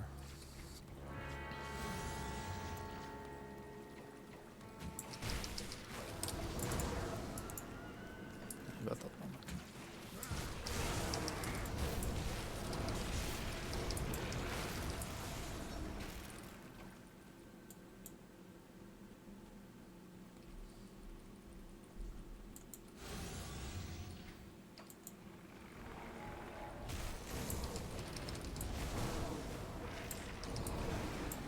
Yeah, Gargaball is like the only hard thing, that's true.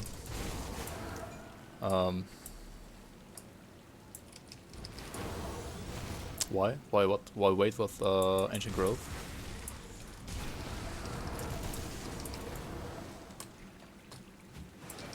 I don't know, I mean... Yeah, we can just do it now, I guess.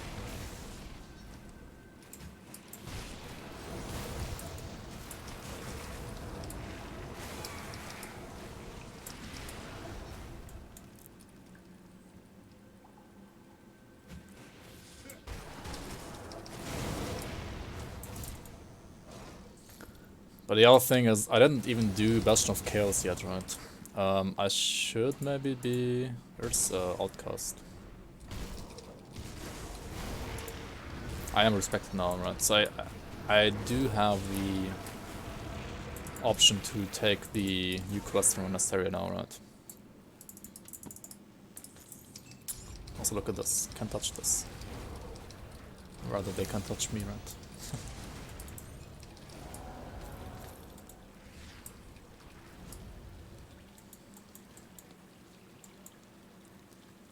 Are you following a 9 bears build? A 9 bears build? It's like the equivalent of like a Cronny farmer.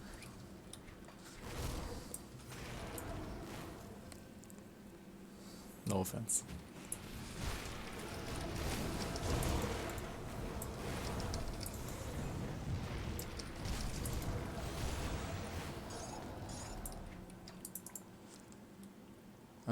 This one needs 3 dynamite as well. Oh, come on. Alright, time to craft more dynamite.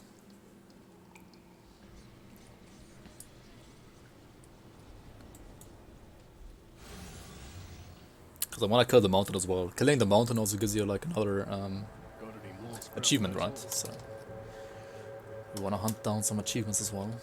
Dynamite. There we go. Craft the dynamite here.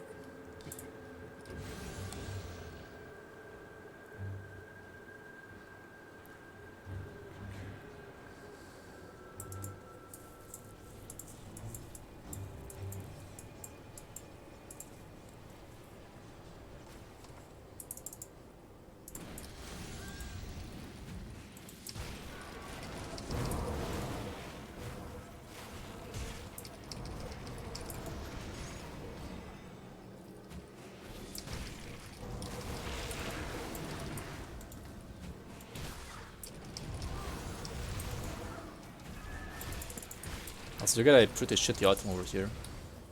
This is a 100% chance to get, right?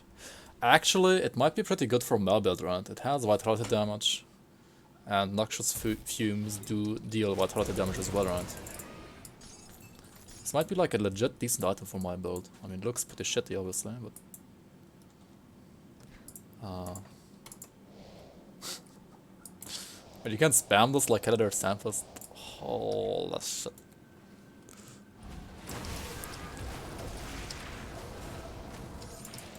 Nice. What about my resistances though? They're not capped, right?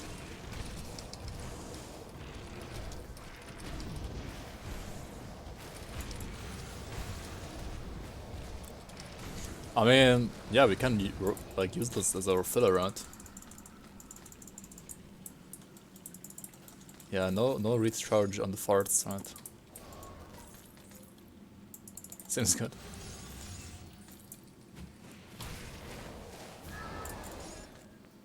I mean, the damage is not the best, but as a filler, why not?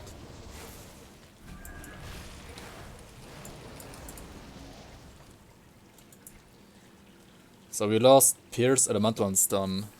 But they're still fine, right? Yeah.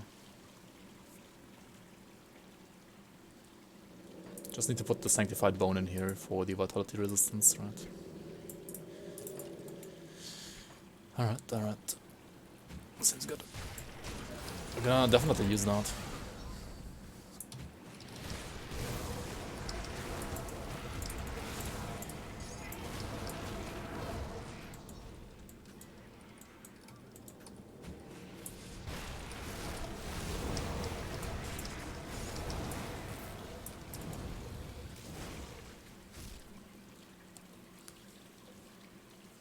Can you find recipes from new altars and DLCs? Just like from Nurses and Key Dungeons? You mean from the totems? Yeah.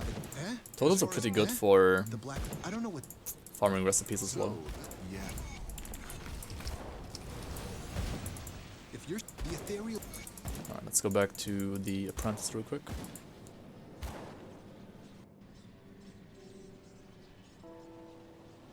Alright, Rectal League, thanks for being here, man. See you later.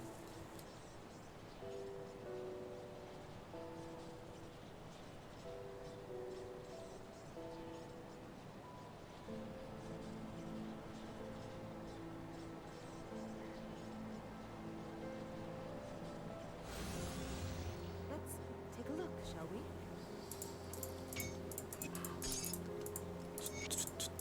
Oh yeah, Silver Knight is a really good item as well, actually.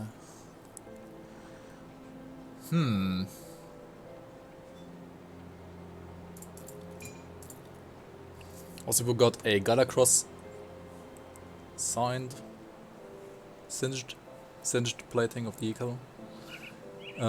Which gives me Chaos Blade and Stun resistances, which is pretty good. Huh. I kinda still wanna keep my Skinflay arraignment, right? It's really good. Be safe out there. See anything you like? I think he got a little wrecked by the League of Legends as well. Come see what's left of my wares. Broomstick League. I'll keep your stuff. Safe with me. So next, what do we do? Should we do Ancient Grove, Bastion of Chaos? Can do either, right? I mean, Stun Rest is really low now, though. Kinda sucks.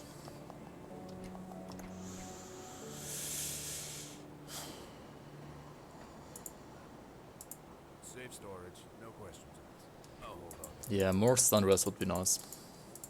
Oh well.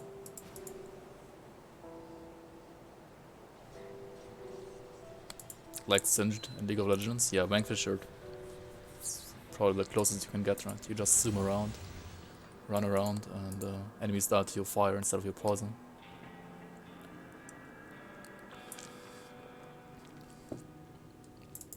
So yeah, we are respected with her now, so she will give us a new quest. And she requires, or like, she asks us to get the Posing Obsidian Shard. And we're gonna find that over in the Bastion of Chaos, so let's go there. Also, you need 40 scrap to repair the bridge to Bastion of Chaos, right? So that's a little bit expensive maybe for you if you don't have any scrap.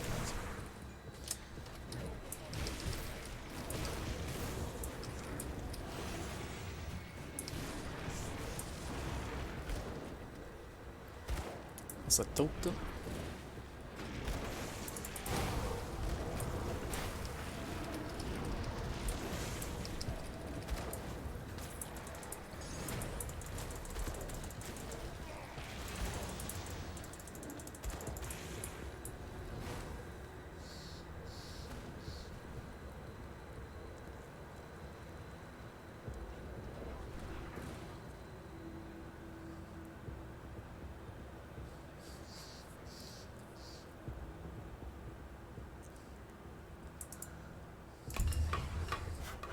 Alright, Kerplunk. Happy lurking.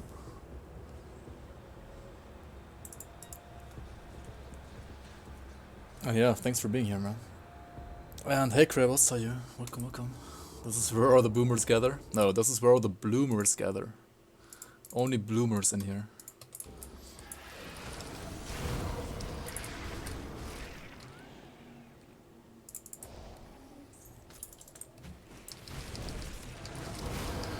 Early bloomers, late bloomers, doesn't matter.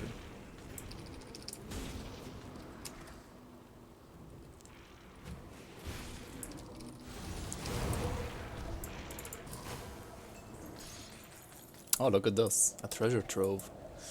Yeah, we have dynamite, and I do wanna... I'm retarded though, right? I mean, you already know that. But... I went in here without a skeleton key, right? Oh, well, time to reset them.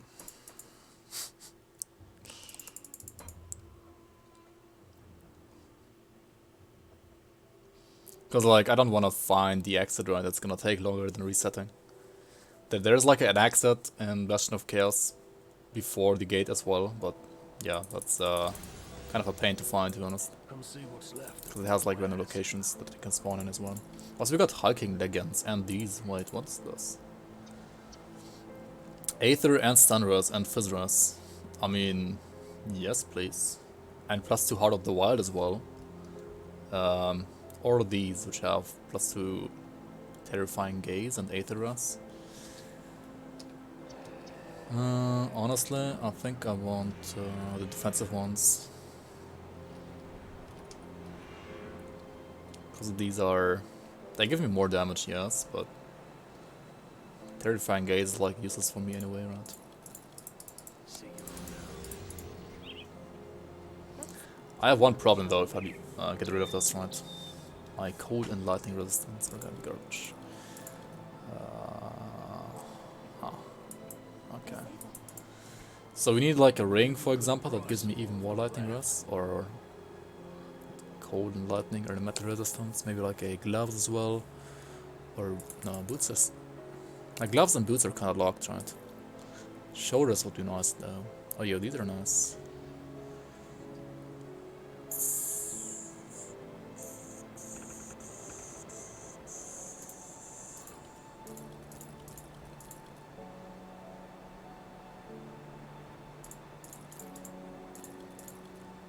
If I do this right, I should have enough elemental. put it to good use. Let's do this. Need something broken down?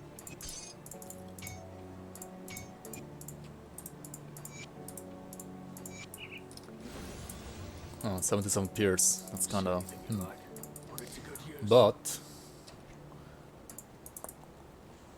I could just use... I mean, I'm gonna get level 51 anyway, right? Like, really soon. And I'm gonna put, like, 1 or 2 points into Heart of the... I mean, Oak Skin, right? Into this ability down here. And that's gonna fix my pierce and Aether resistance, right?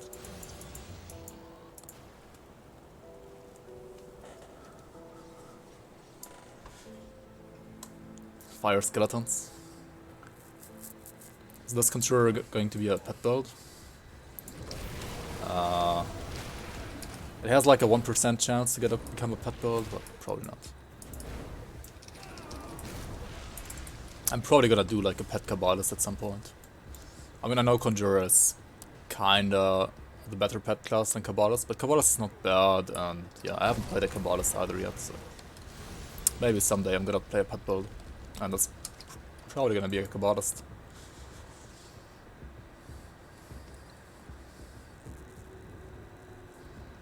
Kabbalist is tankier?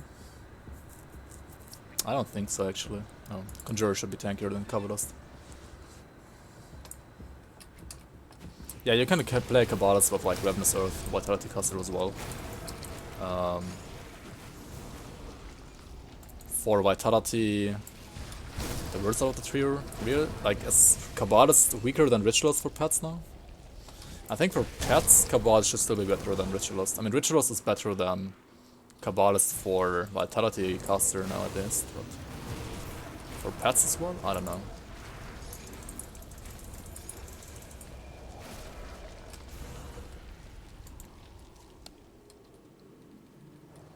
Never played a pet build. I mean, I did play like a Fire Skeleton's Defiler up to like level 70, but then I died. That's like the only pet build I played though. And I mean, Fire Skeleton's Defiler, it was like before all debuffs to like all the fire pet stuff, so yeah, it was pretty garbage. I just wanted to play it because, I know, I just like the idea, but yeah, it's not that great. Alright, so we got a Devotion Shrine and a level up. That's pretty great for me here. And yeah, we're gonna put like 1 point here at least, or like maybe 2. Sure, why not? Let's put 2 here. It's gonna fix my Pierce again, and for Devotions we're gonna finish with the Lion. And then start the Ratosh. Right.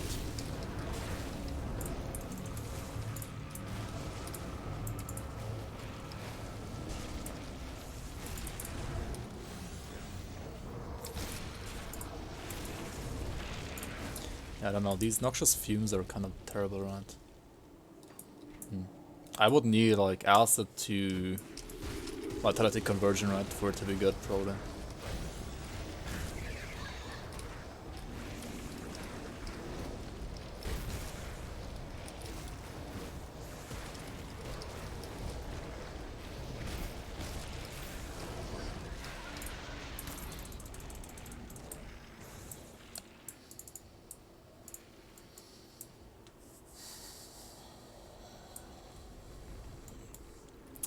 the shit is pretty shit.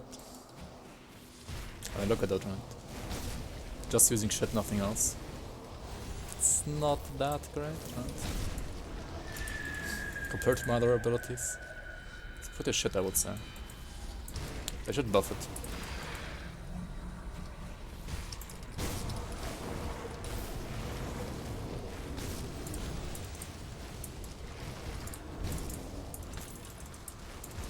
Another silver knight, huh?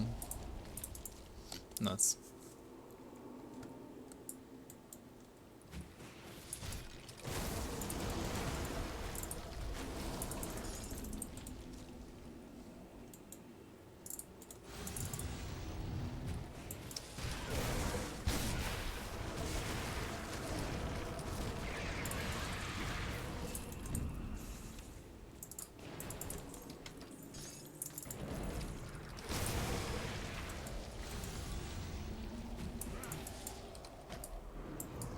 I should add retail damage to attack.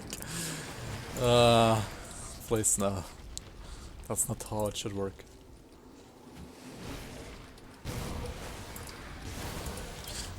Maybe they should though, right? I mean, it does have poison retail, right?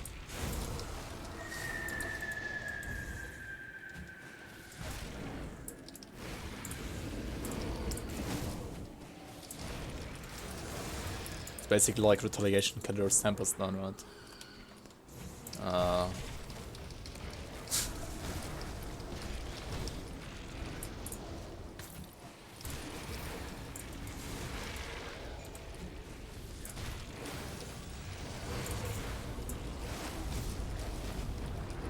So I mean, this level is pretty big, and you can clear everything here. It should give you like pretty decent experience doing so.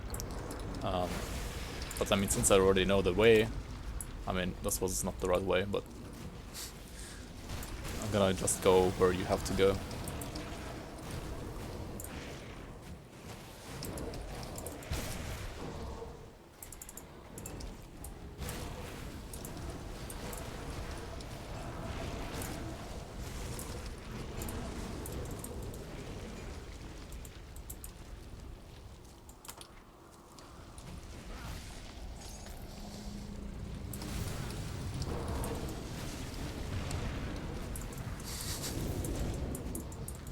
Do you know the way?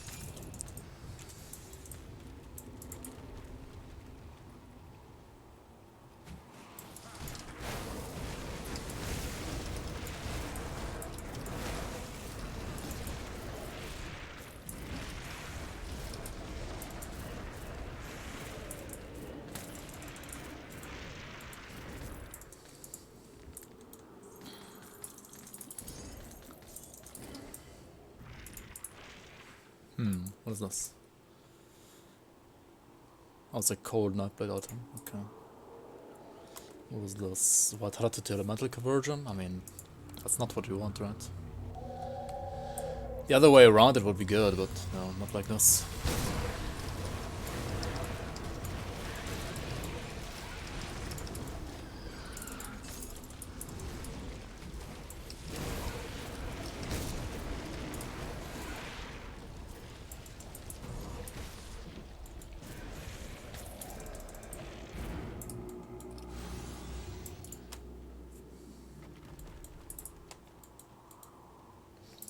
There's so many spawns on this level, like...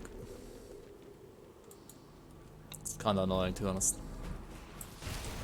Anyways, we have Lag of Ak coming up, and this is a purple midway boss that got a new monster frequent on the last patch. Like, he has actually 2 new monster frequents, like 2 new medals. And we're gonna get one of them here. Let's see which one we get. Because it might be good for us, actually. So we got the Lagoth Axe Void Binding, which does convert fire to chaos to both Thermite Mine and Blackwater Cocktail. So if you wanna like play a chaos caster Pyromancer, for example, it would be really good. The other one would give me more vitality and bleed damage towards the Warring Swarm, and that would have been the one that was good for my build. This one is not good for my build, obviously, so yeah, unlucky again. If I got the Lagoth Ak belt, or not Lagoth Ak, I mean this Lagoth Ak medal, the other one, right? And the Lunar Valgoth medal, I mean belt, from the rift in Morndale, right? Those two would have been like really nice upgrades, but yeah, I didn't get either. He's bad, man. Now farm him. Yeah, if you really want like the other medal, or like if you're really not getting the medal that you want, you can just reset the game, right, and do Bastion of Chaos again, and then you're gonna get another chance of getting them, right? I'm not gonna do that though, that's gonna be too time consuming for me, or like I don't wanna do like too much content once actually.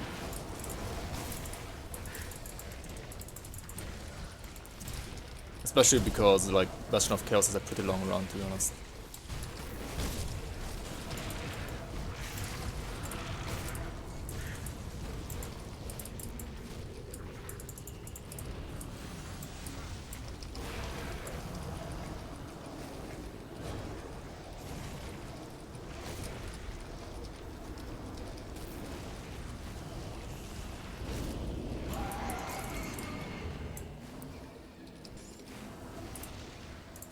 So let me put this like this actually. Also, you have a shop here. I mean, he doesn't. You're not able to sell stuff here, but you're able to buy some stuff like components, rings, and maybe I actually want a ring here, right? Maybe I want like a good ring, but both of them are rolled Pierce and Fire, right? That's kind of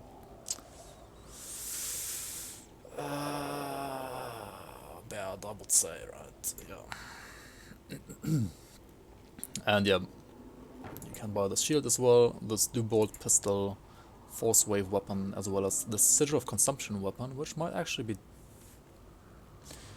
I mean, yeah, if you're playing like a Chaos build, right, Chaos Pyromancer, you want the Scepter, and then you want the medal that I found, right? This medal, the Scepter, really good for like a Chaos Pyromancer now, actually. Then Pyromancer has some pretty decent items now, I feel like. Pyromancer was kind of a bad class for pretty long, but I think it got better and better, to be honest. At least like the caster Pyromancer is pretty good now, but like way better than before. Like before, Pyromancer basically only had like one build, right, like Dark Blades ranged build.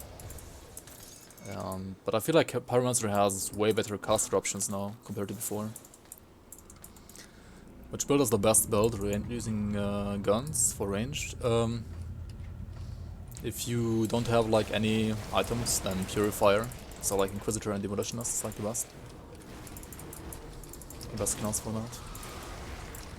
Vindicator is also really good if you like wanna play two-hander, but if you wanna play pistols, then Purifier.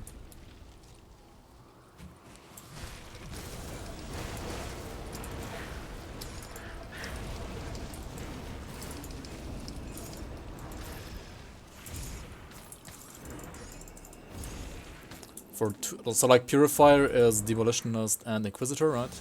And that can be played both for pistols as well as for two-handers.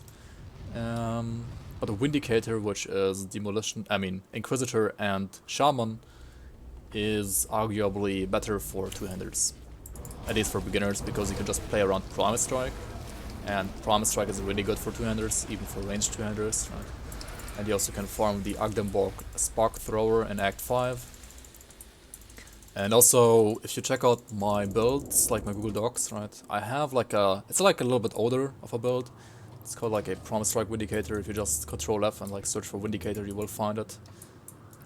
I have two of them actually, like a Rakajax, which is like a little bit newer, and then the older Spam Promise Strike one, which was using a, what is it called again? A Spark Thrower, right? Both are pretty good. I mean, both builds died, but I mean, they didn't die because they're like trash builds. They died because I sucked at piloting them. They're definitely viable.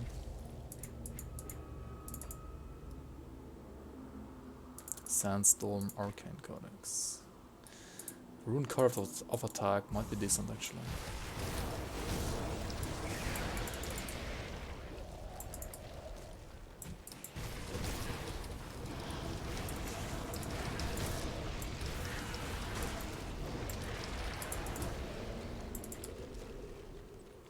Hello Carbor, how are you man? Welcome. Okay, next level, Entropy. Yeah, as I said, Beshnikov Chaos is a pretty long run. That's also why I don't wanna farm Lagov Arc twice. You get lots of experience here though, like you get like 2 levels basically, or like 1.5 levels maybe. Pretty good.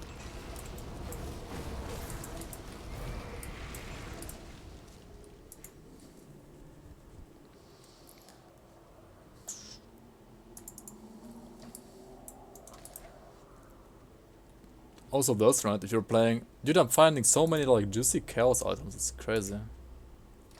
Yeah, if I was like a pyromancer, I would be like so happy right now. Oh well.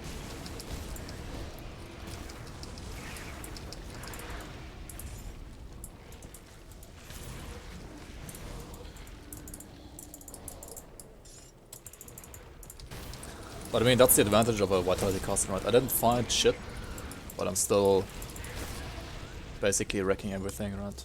Even with no items.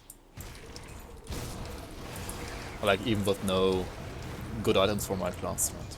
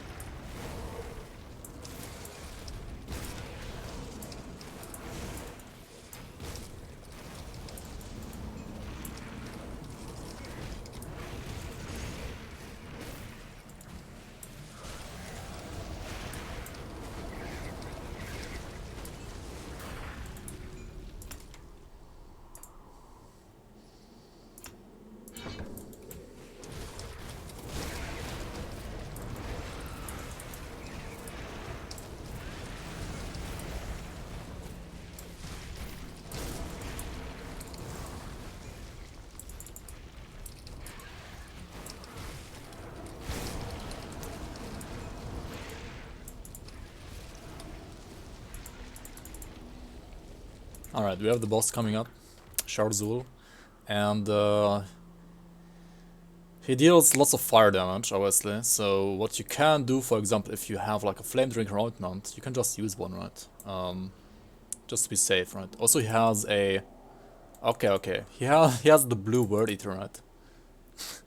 You can already see by what he's wielding which item he has, right? If he has just like a... So you can spawn either with a War Cleaver, or he can spawn with the blue or the purple Word Eater, right? At this level though, he's not gonna have the purple legendary one, probably. So I'm gonna use... But he still has the blue one, right? So he's gonna deal some additional damage, probably. So I'm gonna use the Flame Drinker ointment here to give myself some more fire resistance and also reduction in burn duration, right? Gonna use this one here, and do we have something else that I can use? I could use this as well, right, for more damage, why not? Yeah, sure, let's use this as well.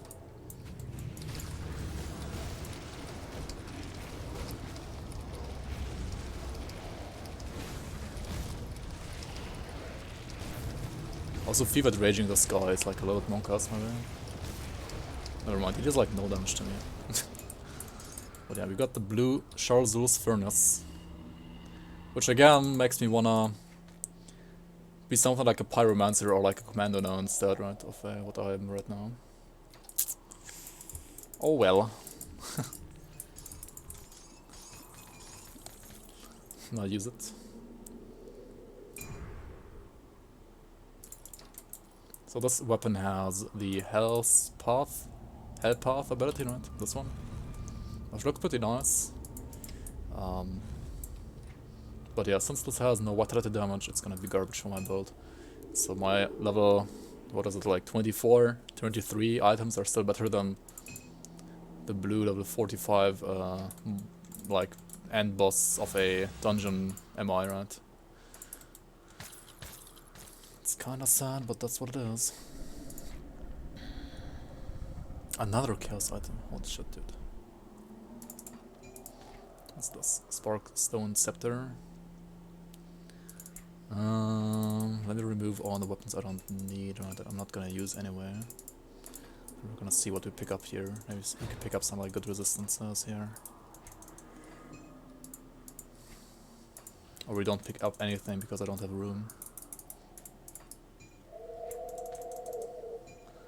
Blade Guard Leggings. Huh.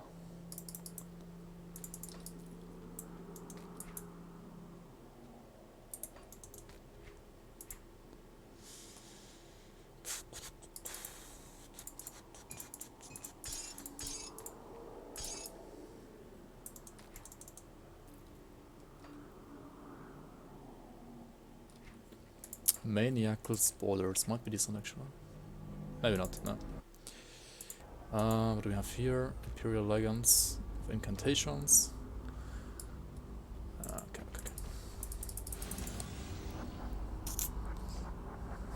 I just used an Aether Crystal. Wait, did I?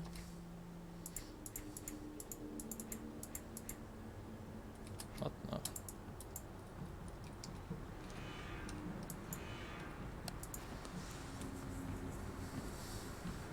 But did I really? You're debating me. See anything you like?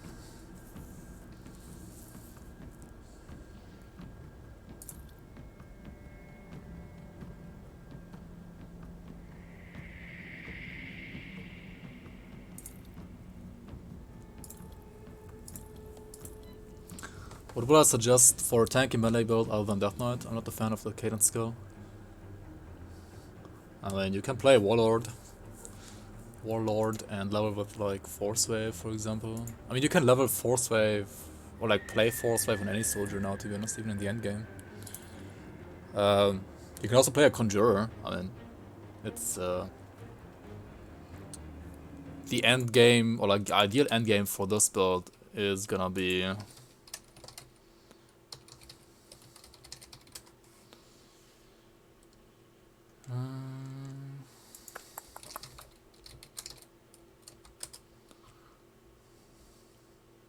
basically this build here, right? But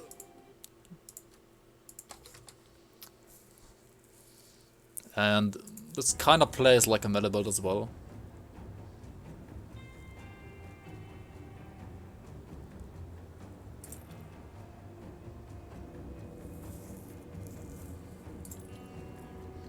So yeah, in the end you're gonna use the Dark One set on this.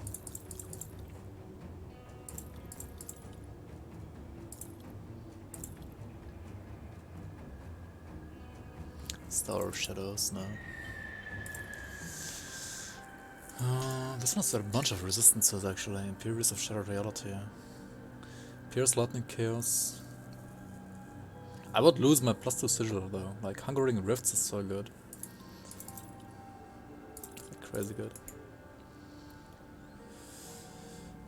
Do I need something like this? Clerics of the Wolf. Pierce instead of Aether.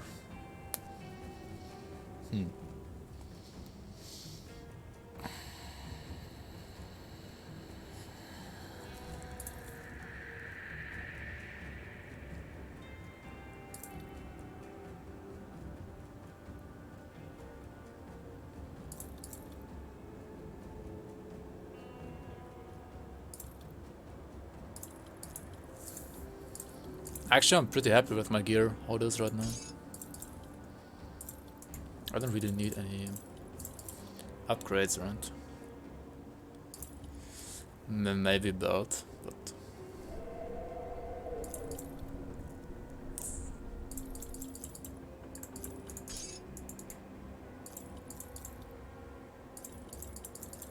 Oh yeah, and rings. Did I have any rings here? Yeah, one ring here. gotta check out the rings, because my current rings are kinda old, right? They're really, really old. So we have an Aether and Elemental ring here, Thunderstruck of Spellweaving, which I need for the Elemental, right? And the other Sylph Prime ring I also need for the Elemental, so I need like Elemental resistances on these, otherwise they're gonna be garbage anyway. And none of these have Elemental, so they're garbage, right? Kinda sad, but true. Also, the Empowered Doomforge Breastplate is pretty juicy, I'm not gonna lie. But it's also like a Chaos item rather than a Vitality item.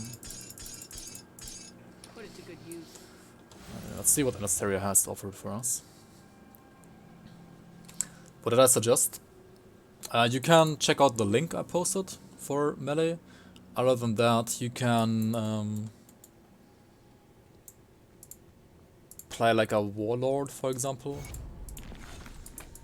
Or a... I mean, you can play like a Sentinel, an Archon. There are lots of options, actually. Oppressor as well.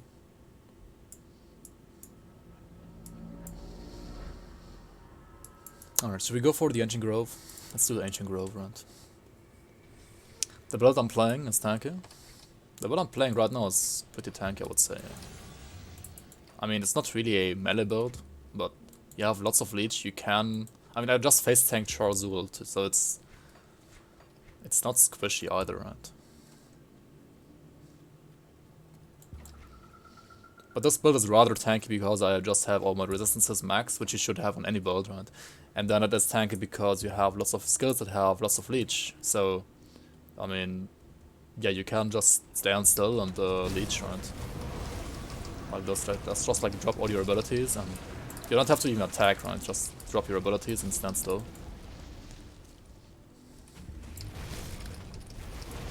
Because like by standing still, you're gonna make sure that your enemies are inside your sigil, like this ability here, right? If you're not standing still, then they might like run in and out of us too much sometimes. But the Ancient Grove is the dungeon of the Algenborg region, right? And you find it over here. Like, go to the right here, to the east.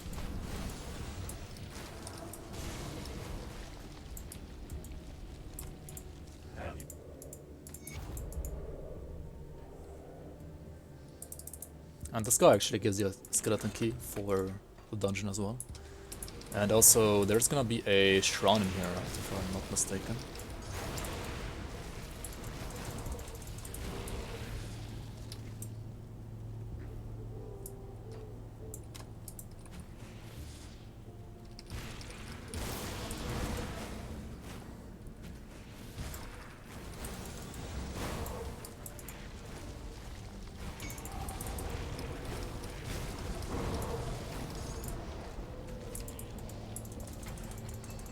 What?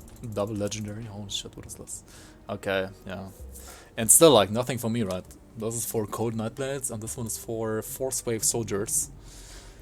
Oh well.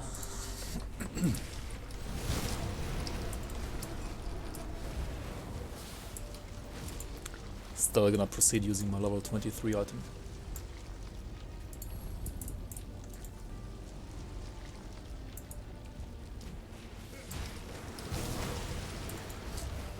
I think after this, what's it called, Ancient Grove run, I should just go to Mountain Deeps again and like kill some like trucks there, right?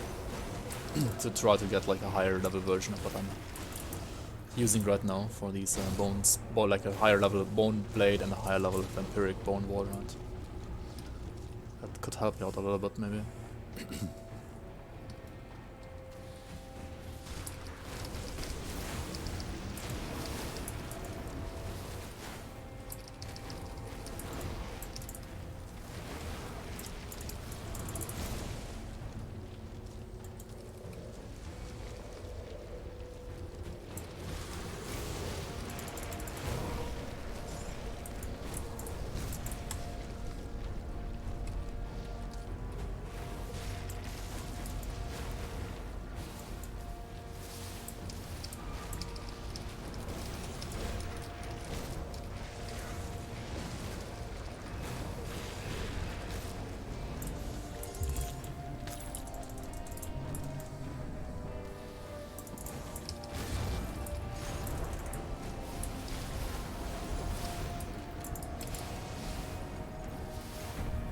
Now in the Ancient Grove there are like two scary bosses, right? You have Gargabor, the last boss, but I mean, he's pretty...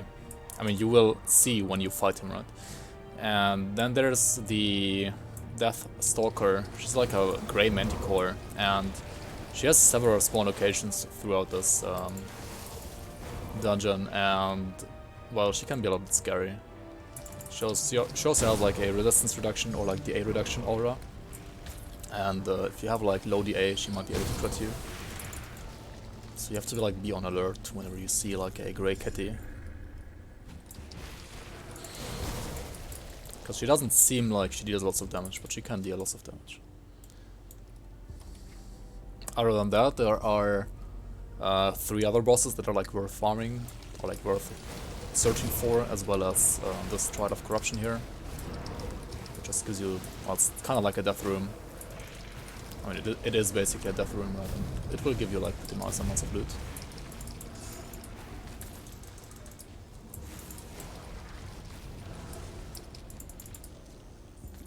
It's pretty easy on normal actually. And didn't even give me that much loot on normal. Oh well. Also, you have a shop in here, right? It's called Vinerton. And this guy, compared to other shops, is more interesting because you can also sell blueprints. So, if you're missing some blueprints, you can buy them here at this guy. Right? And this is really nice, especially for new players as well. And he does, like... He has, like, random... he, like, rotates between blueprints, right? For example, Abyssal Mask would be really good for us. I'm gonna buy this here because, well, I might use it later, right? And I'm gonna pretend I don't have this yet, right? Dread Mask of Gorgoth, this is like for lightning bolts, right? Whisperer of Secrets for bleeding Nightblades. Shard of Bernath, if you're doing like any elemental build that doesn't have a default attack replacer, you can use this. For like example, for cold spellbreakers or cold infiltrators, this is really good, right? For Nightblades, because they don't have a default attacker. I have a default attack replacer. Prismatic Diamond. Yeah, I'm gonna buy this no matter what, because it's like one of the best components right in the game. Even for endgame. And Badge of Mastery, I mean, yeah, if you wanna roll a bit with RNGs together, you can do that and buy this one as well. And I mean, you should like just buy all of them if you're like a new player, and because like the more you already bought, the higher your chance will be to like get others that you didn't buy yet, right? So you should just buy all of them if you're like, if you don't have them. Also, you can check this guy out for rings as well, like Occultus of the Wolf or Imperius of the Aether. Imperius might be nice, right? Pierce, Lightning, Vitality. I would have bad cold then, right? If I switched around one of these.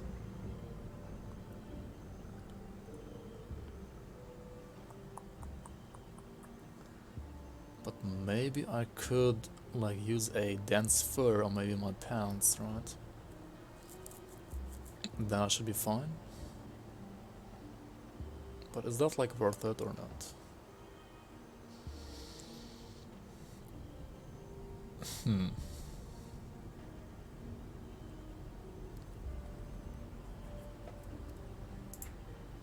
That is the question.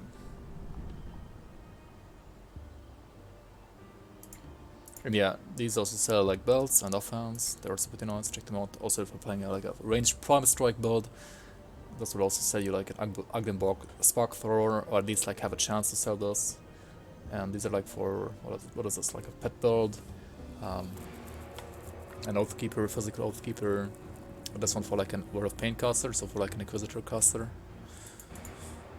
Pretty good items, to be honest. But yeah, I think I'm not gonna buy anything here actually.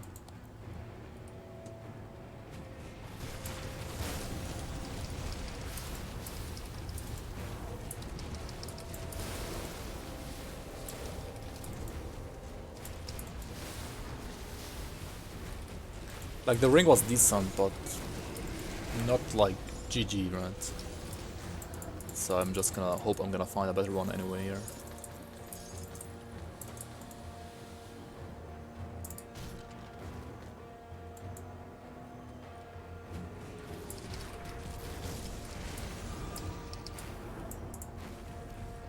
So yeah, here we have boss number 1, unique boss number 1, Sloth-Zar Aethergaze, and he has a MI medal as well. If you want to play Aether Panetis and as an Arcanist, this is the guy you need to kill.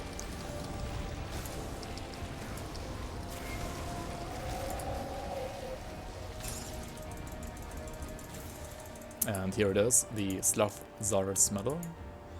This one, right? This one will give you weapon damage to Panetis, which means you will be able to lifesteal off Panetis. And also converts elemental to Aether, so this will not be like pure Aether Panetis. Which is pretty nice. If you're planning on, say, playing a Spearbinder with Panetis, for example.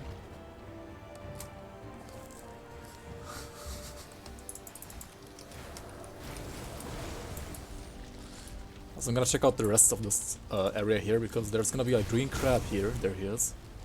This is another unique boss here to this dungeon, with another unique item. This time this is gonna be a amulet, which I believe he didn't drop. Nope. I mean, it's not that good anyway, so who cares.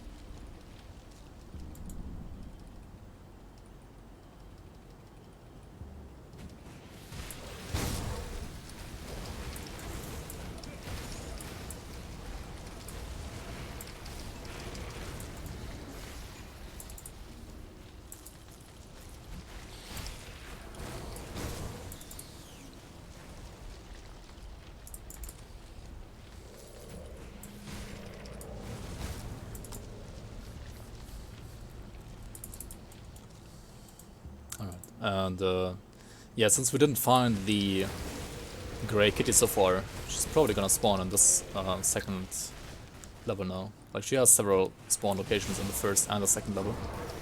And also there's gonna be a red crab over here on this level, as alongside a secret spot. Like a secret area that we're gonna check out as well.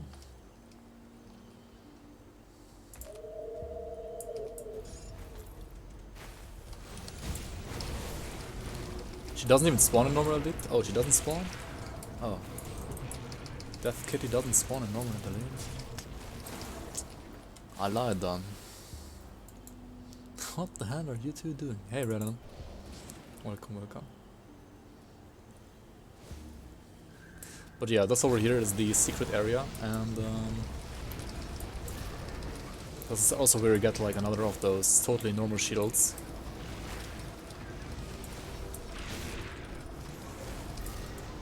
Over here in the urn cluster. So yeah, over here, totally normal Dawn Shard, and this one gives you +1 demo.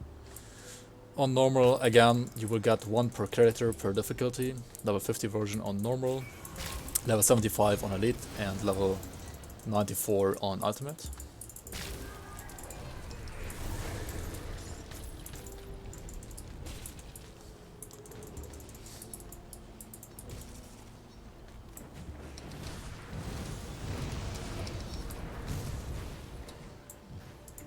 Who? Omega Lord?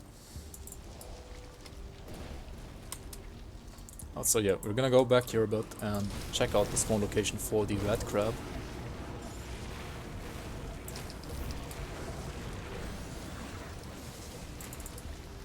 And this red crab is like always running from you.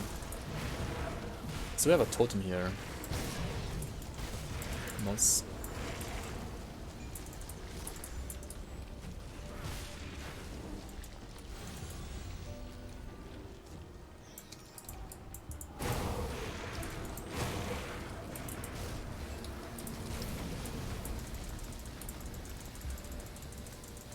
So much loot, what shit.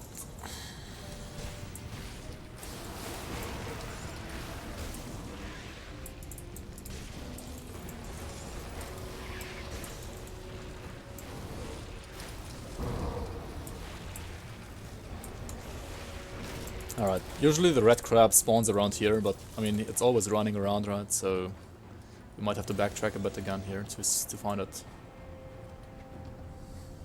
There it is.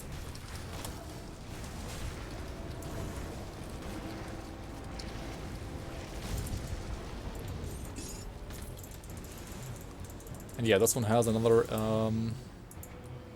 monster rate frequent, which is exclusive to this one. So this one is a Vilgazor's Heart. And it does give you like Ring of Steel, Granado, fire stuff, so it's pretty decent for like a Demolitionist as well. And actually this one rolled off Hungering Rifts, which means it does give me plus Sigil of Consumption, which is pretty nice. I might just use it just for that, to be honest. Like, that might be better than +1 Shaman.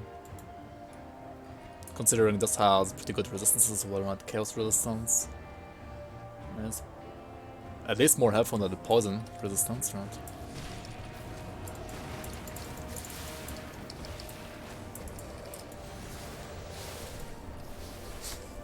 What did people tell you, Arcane? Did they tell you to play a Death Knight? I mean, it's not wrong to play a Death Knight as a beginner. It's time to reroll for you? I think so. Did you die? What?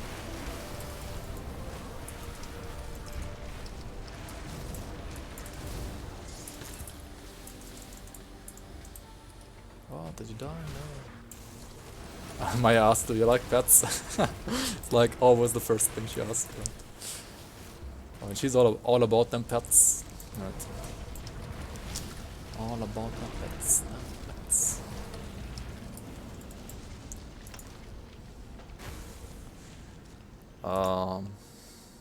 I should push this, right?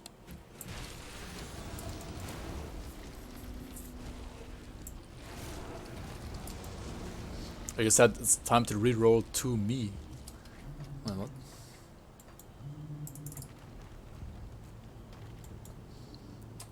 Also, this is the Heart of the Forest, so this means this is gonna be the end boss of this dungeon. I mean, you get warned pretty nicely right here. And also, you're gonna feel the Rage this guy, which is gonna be super Monkas, right? Because it's gonna be a big slapper here. And this is only like stage 1, right? So stage 2 might be really Monkas actually, we'll see. Oh yeah, okay, oh baby. Gotta kite this guy around a bit. Also he has volcanoes, right, that he spawns, and those are scary AF as well. But I mean with this build you can just kite around and yeah, maybe not use Fevered Rage too much against this guy actually.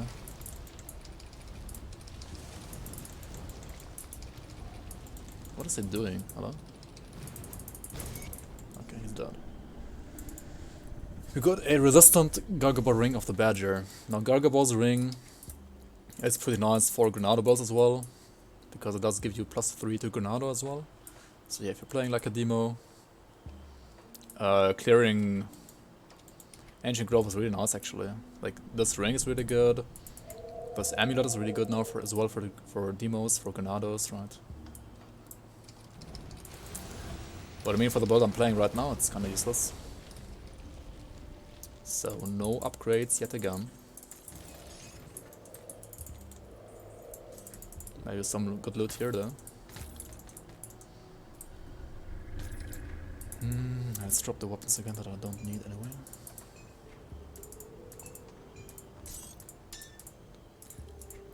Blues kind of sell for a lot, right? Maybe they don't, I don't know.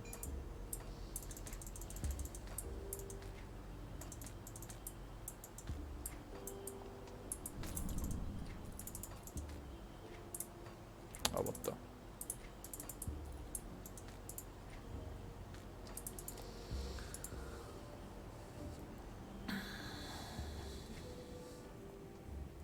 Disregard. 6 PM my time. Oh.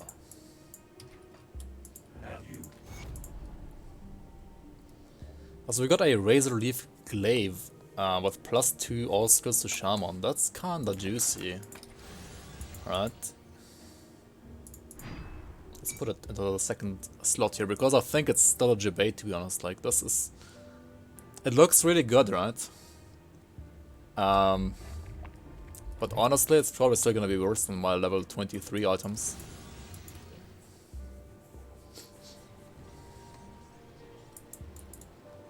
Oh, it was wrecked by League? I thought it's Arcane doing that stuff. Anyways, we got another Praetorian piece actually. And Praetorian piece is pretty nice. Like Praetorian set is really nice defensively overall. Fire Lightning Blade. We could use like this if we wanted to, right?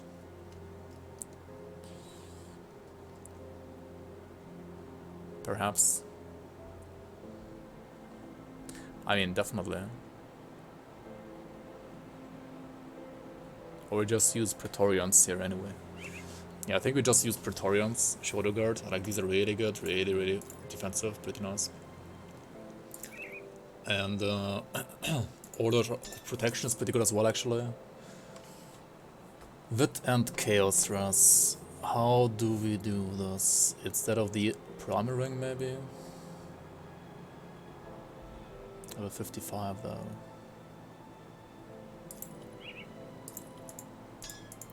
I think we're gonna keep these two rings, they might be interesting.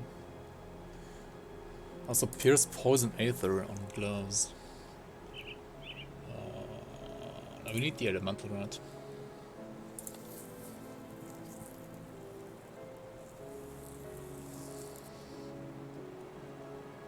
Wait, 6 PM your time? That's like in half an hour, right? Or in 5 hours? I mean in 1.5 hours? I'm not quite sure actually.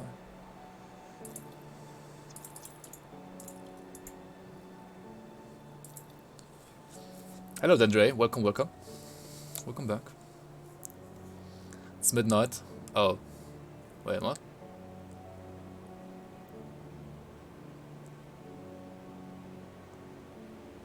-6, okay.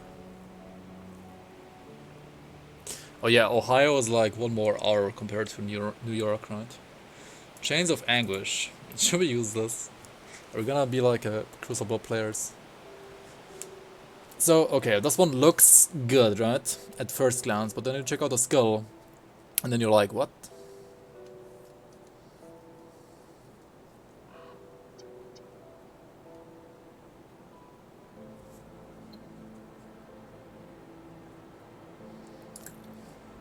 Yeah, so far we didn't die to Corona in the future. But maybe, maybe in the future, right? We don't know yet. Maybe we should talk to the Korean guys in here, if Crystal is still here.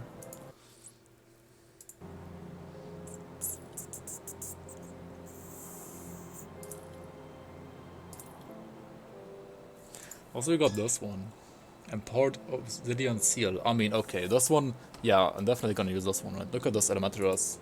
It's gonna fix all my elemental resistance problems, as well as giving me +2 to aspect of the Guardian, which means I'm getting more Fizz and Poison Rest through the skill bonuses as well. Also, Imperious Inscribed Amulet of the Drangul. Not good enough, right? Also this one, of Hungering Rifts again, holy moly. Okay, yeah, we need like all those of Hungering Rifts suffixes, right? For, like, to max out my Sigil of Consumption. And this is why you should check out green items, right, guys? Because they have pretty nice suffixes, right? Like, these two are gonna give me like +4 Sigil again. Like, my Sigil is gonna be awesome.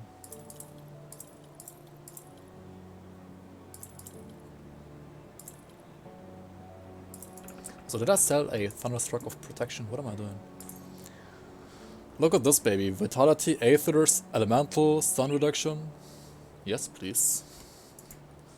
Like, this Ancient Grove run was a success after all, even though I didn't get any offensive items for me. Like, the defensive items are really good. They're crazy good.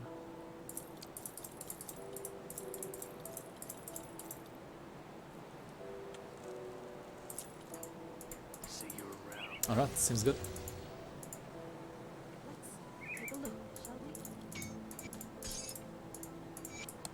Be safe out Ontario, it's gonna be a mess. Think about all the parents that will need to find someone to watch over the kids. Yeah. It's almost as if people should be allowed to like take paid leave from work or something, right? But I mean, that would be impossible in America, right?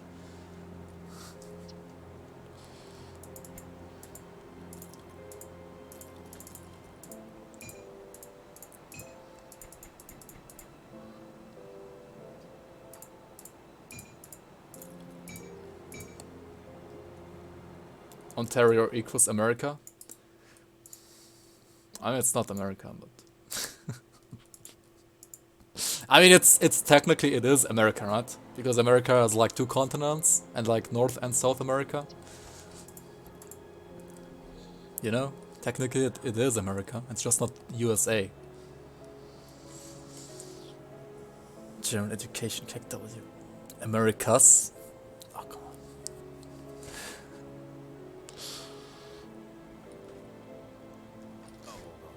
on. Okay, level 52 ring here, giving me wet, aether, elemental. This is gonna be used instead of the primary ring, right? Definitely. Yes, please. I just need to like invest some more points into aspect of the Guardian, right? Which is gonna be, I mean, should be easy enough, right? And I need the soul shard here. 2 Americas, but only 1 America. Need something broken down? True.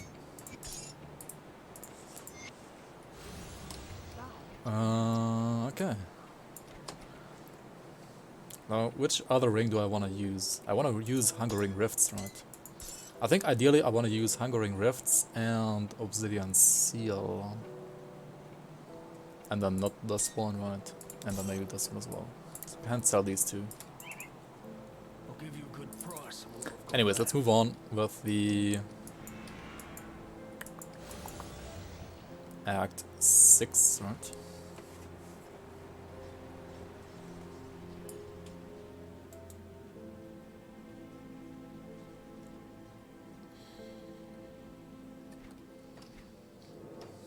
I mean, yeah, if you kill all the natives, then all the remaining Americans are Europeans, right?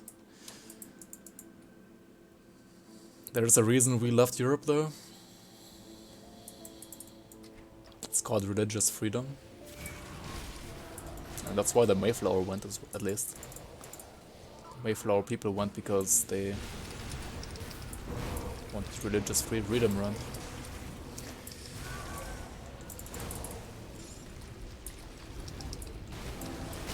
And also, like, yeah, Europe wasn't like the best place back then either. That's real.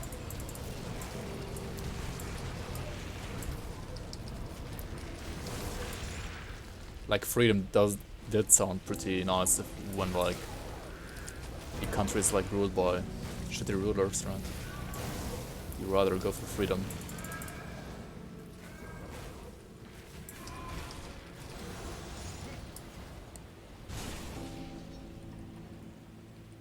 Yeah, long live the king and stuff like that, yeah.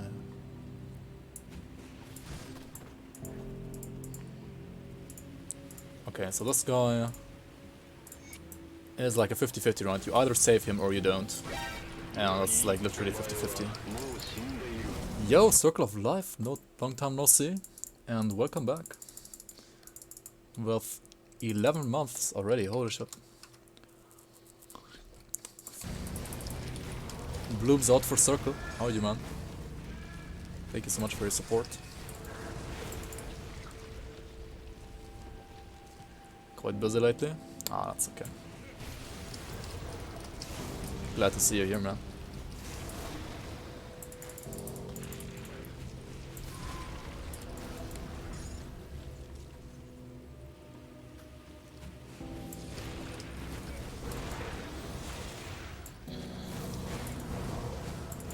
Well, I mean, maybe you're not gonna be too busy in the next week, right? Like maybe somebody at your workplace gets a certain virus, right? And then you will have to stay at home anyway. You never know. I mean, hopefully not, but...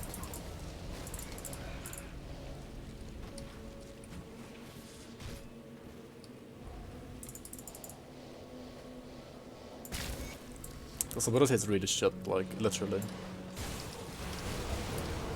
I should probably just use my Praetorian Face Guard and, like, make use of the 2-piece Praetorian set bonus, actually. Like, 2-piece Praetorian set bonus gives me 50% Fizz Rush, which is huge, like...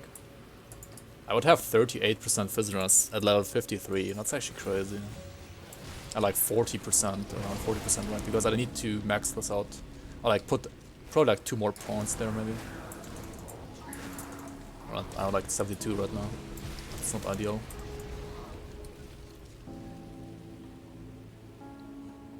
Oh, when I went to Russia? Alright, alright. Ah, well, that was bad timing though.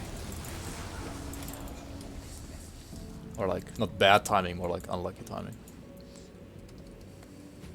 But yeah, Russia was nice.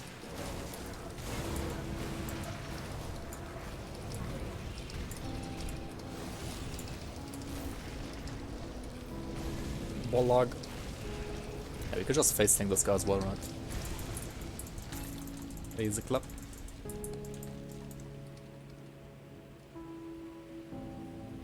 I can't open that. They wanted an island where they can build their farms.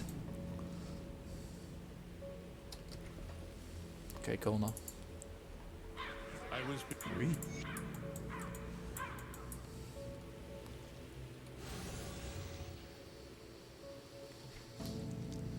Yeah, like St. Petersburg is a really nice city actually. Like it's I mean, if you like cars, then it's also nice there. If you wanna like be a biker, then it's probably hell to live there. Like I've probably seen like I've like seen 10 bikers in the time I was like in the 1 week I was there, and all 10 of them were like delivery guys. Like nobody wants to like actually go by bike there, because I mean there are no bike lanes whatsoever anywhere in the city. Like literally I haven't seen a single bike lane, and like you're either forced to like bike on the roads, which is usually fine, but I mean Russian people tend to drive a little bit more crazy than, for example, people in Germany. I mean they still drive like way better than, for example, people in Georgia, but yeah, definitely like a little bit more crazy than in Germany.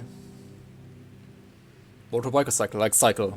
I mean, also, I haven't seen a motorbike either. I've seen neither, to be honest. Neither? I don't know.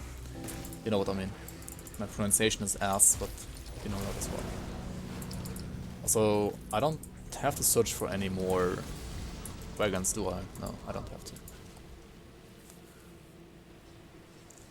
Did I change my profile picture? Yeah, I'm incognito now, couple.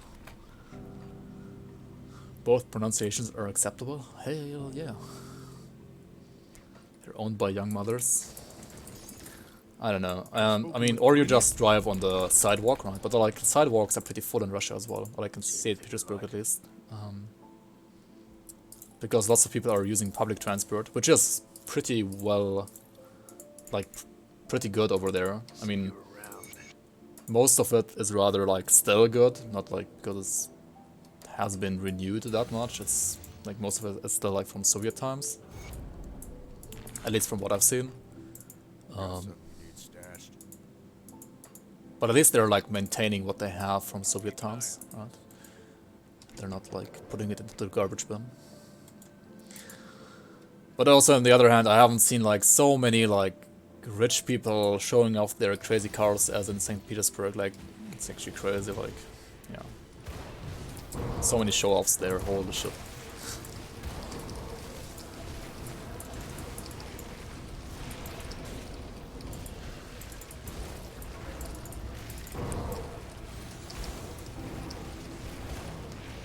But I mean, yeah, like the city is rather new, right? It's like, it has been built on the 18th century for the most, or like 19th century for the most part.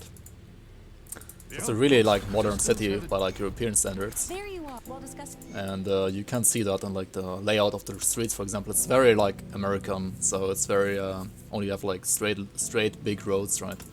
Don't have like any curves or something like that. And I mean that's great if you're like a car guy, right? If you are not, then it's not that great, but it's still like the houses or like the buildings are still beautiful, at least like in the inner city. Like, obviously suburbs aren't the most beautiful, but I mean suburbs aren't beautiful in Paris either, for example, so it's not like too much worse than say in Paris, for example.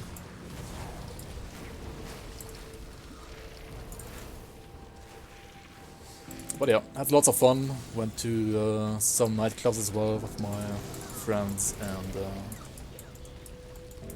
well, checked out, for example, the Winter Palais, right? Stuff like that. Did some sightseeing. some cultural stuff, some clubbing, some karaoke bar as well, right? I did not get 3rd place there though.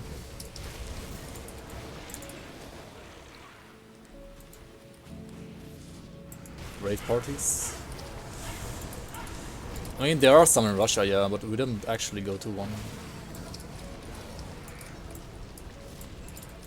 Actually, most of the music there was more like boomer music, to be honest.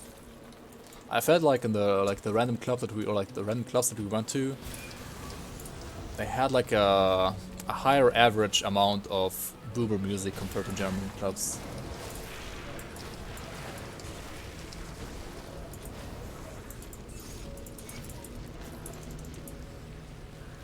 No song request today? Later, not while leveling.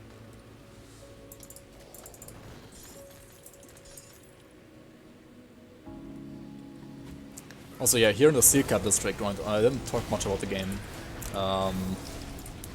But you need to find the arcane supplies and the weapon supplies, right? Arcane supplies were over here. And then you also have one more point of interest over here, which is like a secret stash here, right? Over here. And the gladiator is pretty nice for like a warlord probably.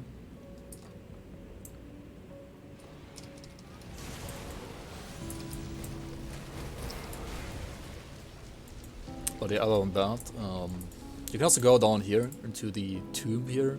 You don't have to, there's not really anything of interest here, except for one guy, which probably doesn't spawn on Elite or Nova, right? Like in Ultimate you have a smith here that can also craft your legendary items, like random ones, just like the one from just like the one over here at Tyrant's Hold, right? But I'm not sure if he spawns or not, like a normal or elite. I probably don't think so, right? Yeah, he would be over here. I mean, you still have a hidden sports chest, at least here on normal and elite, but like in ultimate you will also have a smith over here who can like craft your random legendaries. So it's basically like gambling for legendaries, right? You can do that there. Arcane supplies, here supplies. Hey Mr. Loboto, welcome, welcome.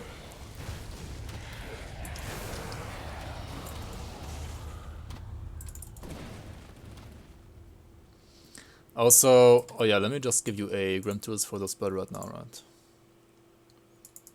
I did not forget to put into the command so far. Alright, let me give you a Grim Tools of the beginner Andy as he is right now. Here we go. Yeah, for black meteoric rings, for example, it's really good. That's true. Really good for that.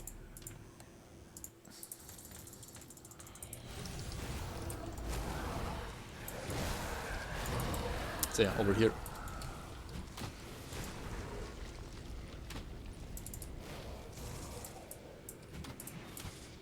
Hoppa.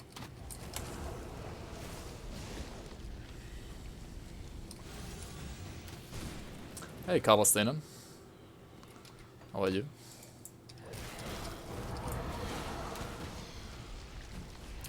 I'm doing good. What about you?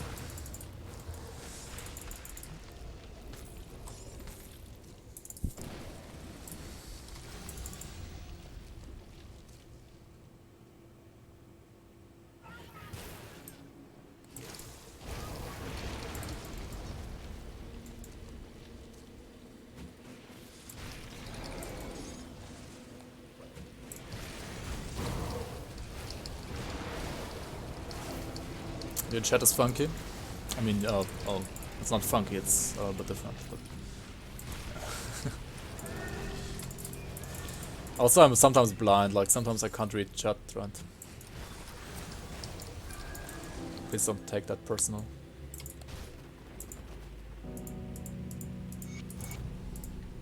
Also, you have this, well, semi-hidden quest over here. That's like not on the map, kinda, but I mean, you see the I mean, yeah, it should be on the map, right? It's not really hidden. And this guy tells you to like leave him behind and save his girlfriend, wife, whatever. And he's gonna thank you for that. if you find his stash, right? It's not too hard to find though.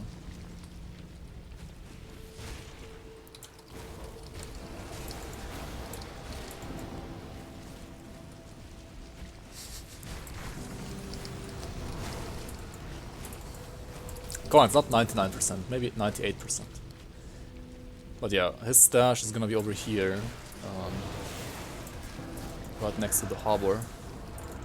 Over here, right, here's the detonation site, you need a dynamite for this. And then here's thanks, that also gives you some experience as well as some loot. Pretty decent. And then also you have a purple boss that can spawn in this area, right? Araxis, and he does have some Aether resistance reduction, which I don't know, maybe he wasn't even able to cast it. I have no idea, he just died. But yeah, he can be like a little bit scary, and he has like some different spawn locations, like over here, then over here at the weapon supplies. And we also still have to find the weapon supplies, and they are always over here.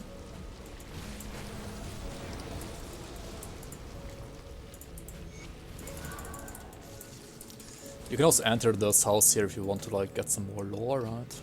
There should be like 1 or 2 lore notes in here. At least one, right? City guard log, there we go.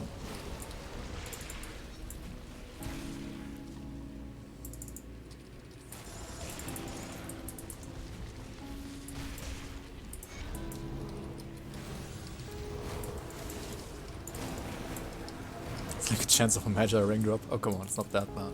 I was glancing at your Nightbringer Conjurer build. What skills should I rush for? Just do what I did. I mean, level 1 I used so like the first skill I got is Devouring Swarm, right? So start off with Shaman. And you can get like Devouring Swarm and maybe push to like Mogdragon's Pact, right? And then once you're like level 10, you go over to the Occultist side and you go for Bloody Pox, right?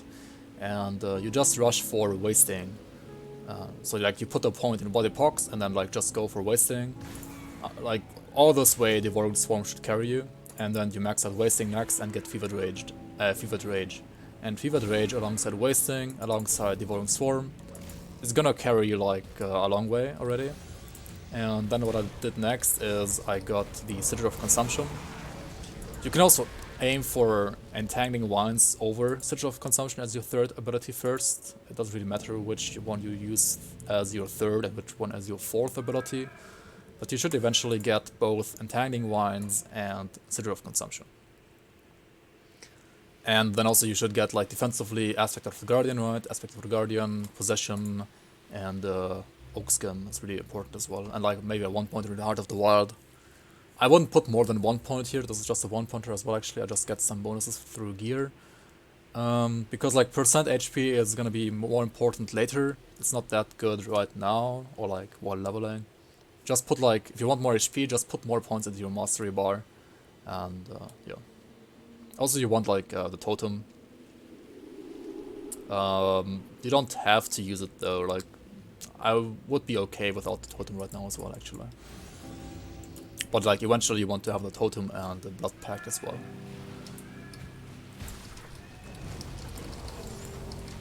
Grasping Winds.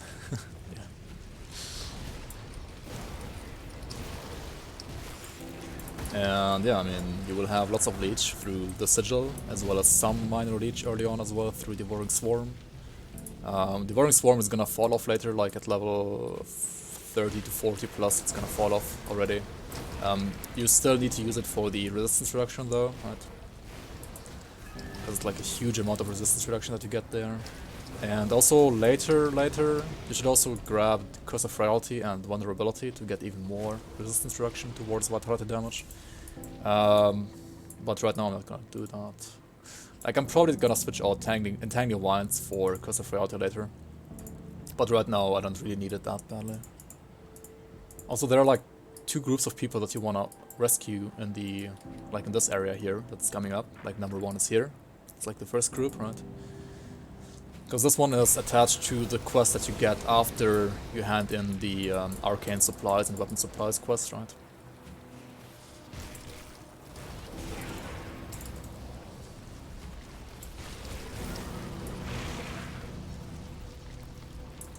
But yeah, we're just gonna go for the resistance bomb and bomb the door first here.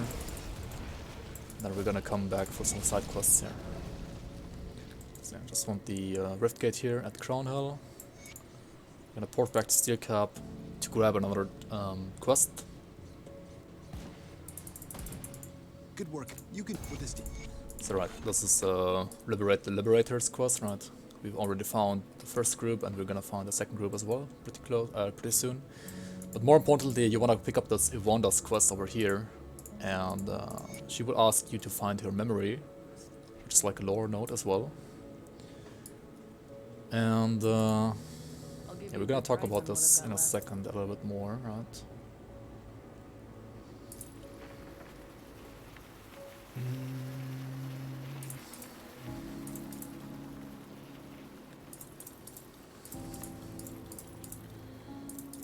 I don't need any upgrades, to be honest, right? Like, my gear is good enough, right?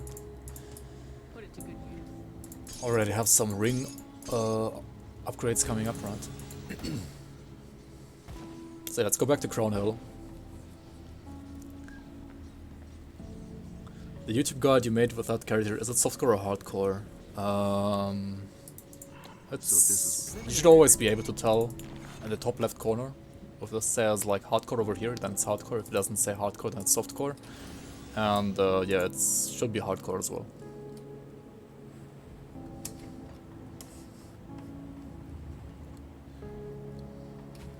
But I mean, everything that's playable in hardcore is obviously also playable in softcore, right? I mean, the game's literally the same, and not dying on softcore is like a nice bonus, right?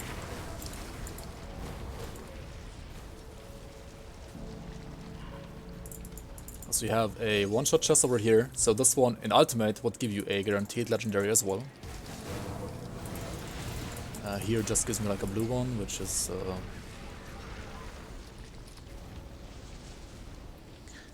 wait.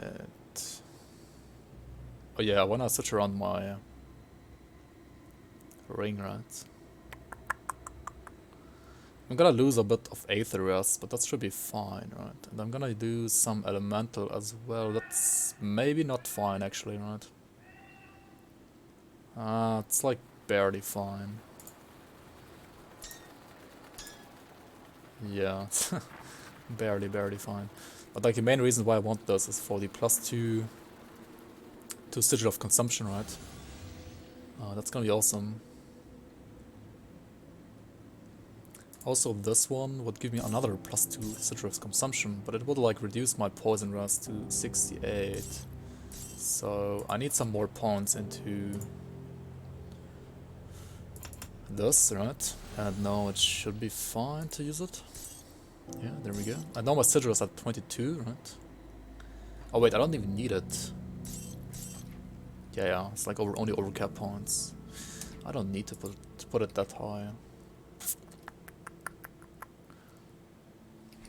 Okay, let's go back to Devil's Crossing for now. What's the end goal for this build? You can check out my Darkbringer Conjurer on the forum. I mean, on the YouTube. It's not on forums yet, actually. I'm gonna post it to the forums pretty soon, I guess. I can link it to you again if you want to. I did already level a Conjurer some time ago, right? But the garden is I did speed level that. This time I'm gonna do it like solo self-hound. But yeah, the build is really good. Alright, this one has +2 sigil as well. Are you kidding me? We're getting so many like +2 sigil items here. It's actually crazy. Do I need this though? It's not better than the Thunderstruck one, right? No, no way. No, we can't sell this one. Also, what is this? Bloodburst? No, we don't need that, right? And also Wraithguard, Podrons, I mean, they are not bad. But Praetorians is really good, especially Praetorians is gonna be even better now when I'm gonna switch this around to a Praetorian Headguard as well, right? No, I have the chest actually, not the Headguard. Huh.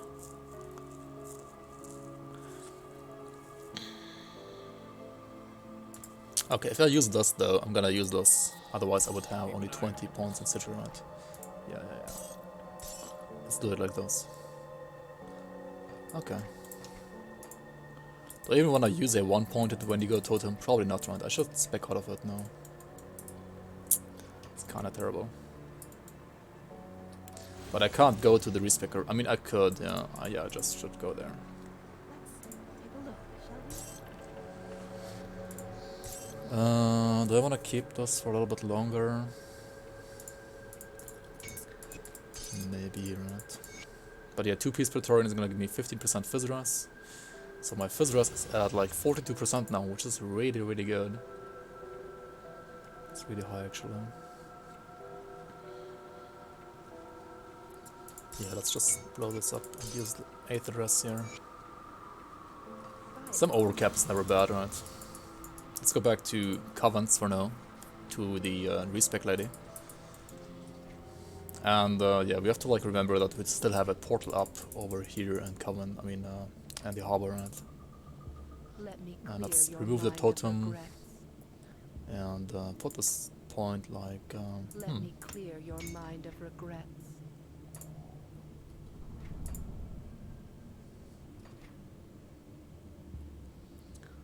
you don't need more Pierce or Aether Rest, right? So let's just put it into Entangling Wands.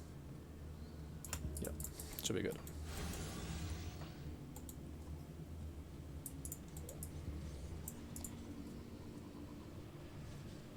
Yeah, Devouring Swarm is really, really good early. It's crazy. I mean, it's always good, but especially early game, it's really strong.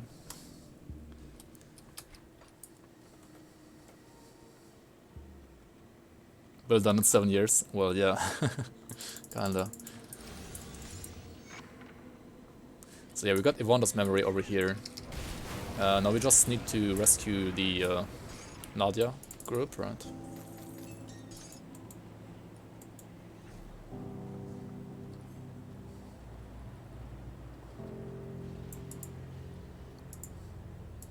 And here she is.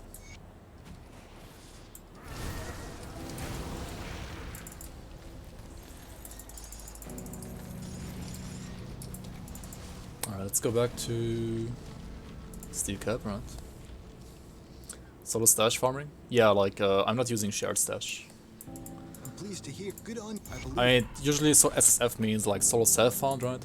Captain, I'm But I mean, in this case, it basically means like solo stash, so like only your stash, yeah. Only personal stash. Safe storage, no questions. What did we get here? Sanctuary. And also Ivana's memory. So you have two options, right? You can give her the memory back, or you can keep it. And we're gonna keep it here.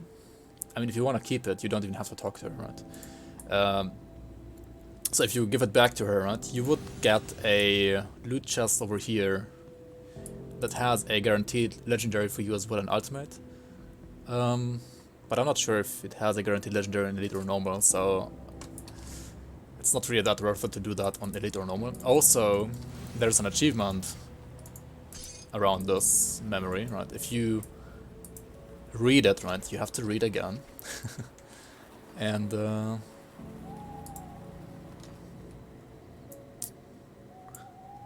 we get like a lore note as well. Evanda's memory, something something.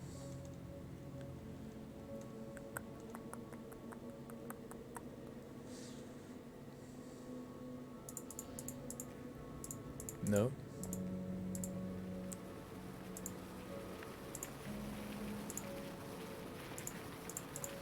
Alright, maybe you don't have to read, you just have to know where to go. I mean, I'm just gonna show you where to go, because if you go there, you're gonna get like a hidden achievement as well.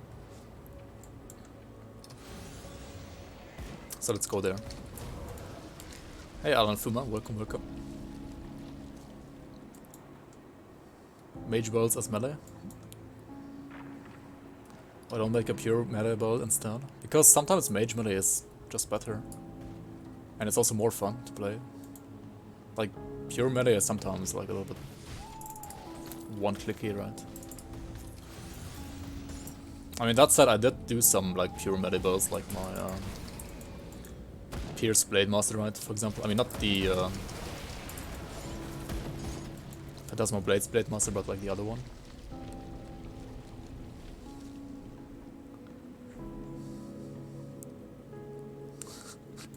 Fuck off, Arcane.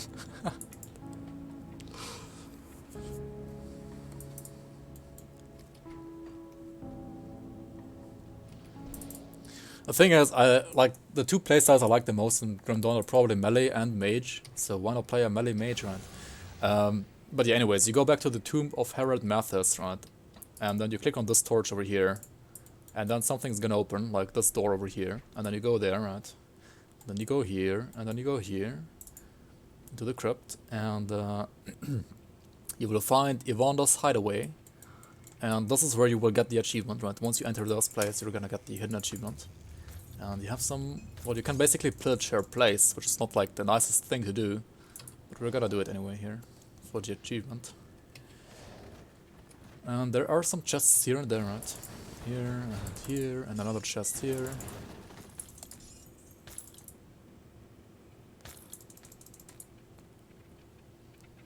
Yeah, I need to do like a pistol bow, that's true. At some point. I had like a Dark Blaze Pyromancer on softcore. I did that like, I don't know, 3 years ago basically. But yeah, as you can see, like the loot wasn't like crazy amazing, right? So like the main reason why you do this is for the achievement, right? On average, especially like on Ultimate, the loot chest that you get from Yvonne herself is gonna be more like worth it than all the chests that you get here, because these are like not guaranteeing you any legendaries at all. And you might get lucky and get like a legendary here as well, but most of the time you won't. And yeah. So like on the... how do you say that? Just get both. The thing is, okay.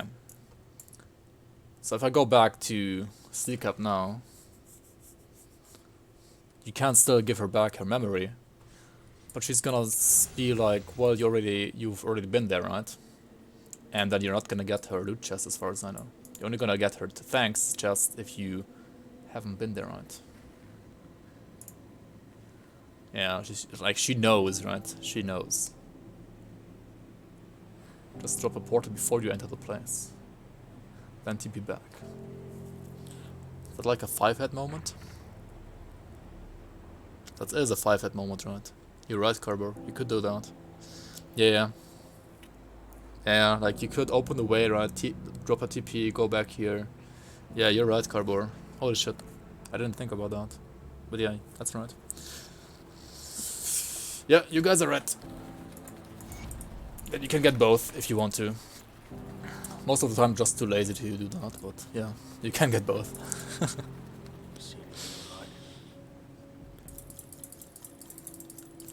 3k hours, by the way. Still learning.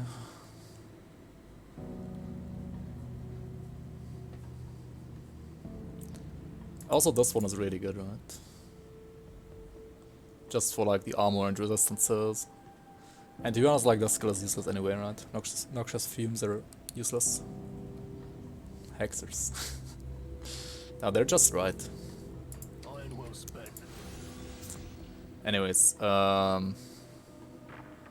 let's finish up Act 6. And that's probably gonna be it for this episode then, but it's kind of a long episode already anyway.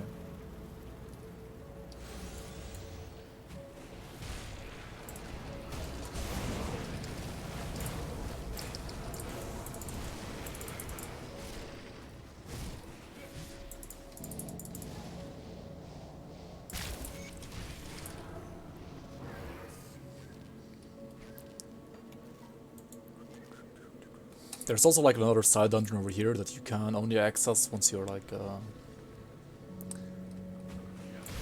once you have like a high reputation with the mammoth resistance as well. Just like the harbor, right? The harbor also requires you to be like I don't know, revered? No, not revered. What was it? Respected maybe? Yeah, respected, right? Respected for the harbor and honored for the quest over here, I believe.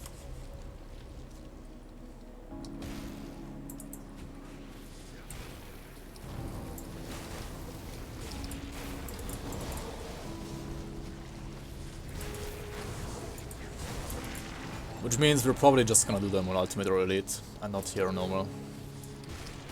Because you don't wanna like waste too much time on Normal, to be honest.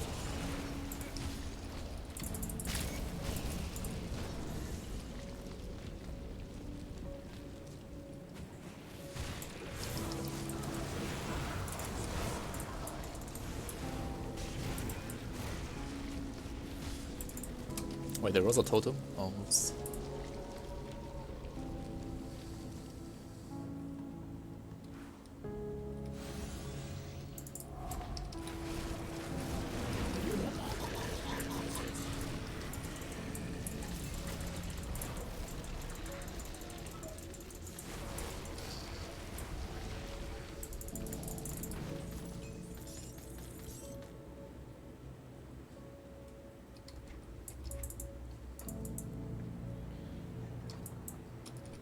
Also, why did I try so hard to max out Sigil to 22? Most main abilities, right? Most abilities that you can use as a main damage source, and Sigil is one of them, have like an insane damage boost at the last point, right? At the last hard cap point. And like max hard cap is always like 10 points higher than soft cap. Well met. So in this case, like 22 points, right? Also, Mr. Slovak79, welcome to the stream. Welcome, welcome.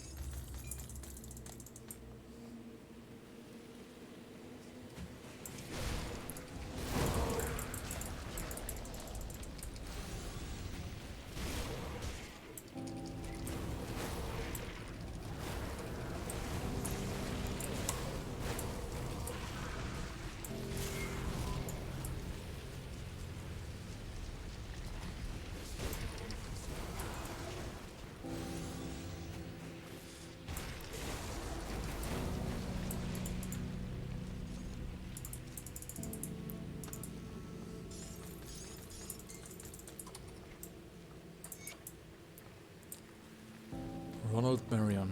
Who the fuck is that? I have no idea.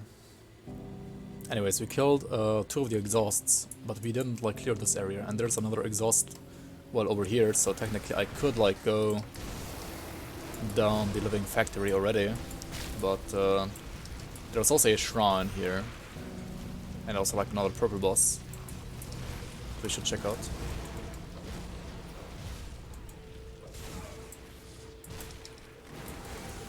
So let's backtrack a bit here. Let's pause over here, Valaxteria. She can also drop like a meteor, just like Turnox, so she can be a little bit annoying. But I mean, on normal it shouldn't hurt too much, right? Did she like miss the meteor and hit the wall? I think she actually did, right? Well, okay. Just stay inside the house and she can't hit you with the meteor. Or like, she has a lower chance to hit you at least. Also, here's the shrine, that's like the main reason we went here.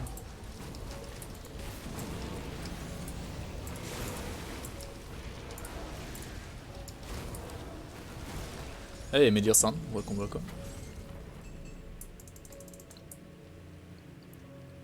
Love the variety of your builds, nice. That's good to hear. Yeah, I'm doing some, like I'm usually trying to do like a healthy mix of meme builds and like strong builds. Like I just want to play whatever is fun for you guys to watch and for me to play, and not play like whatever meta build there is right now. I mean, like the 2 meta builds I played were on the last patch were kind of the Spite Blade Master, right? It was like 2 patches ago actually. Or was it 1 patch ago? I don't even know. It was 1 patch ago, right? And the Darkbringer Conjurer. But I mean, Darkbringer Conjurer... like I made both builds like before they became meta. I mean, it was pretty obvious already, like looking at the patch notes, that those weapons are going to be really strong, right? Both the Nightbringer as well as the Spite weapon. So it was like only a matter of time until they became meta, but they still like revolved around the playstyle that I wanted to play or like try out. So yeah, I just played them anyway.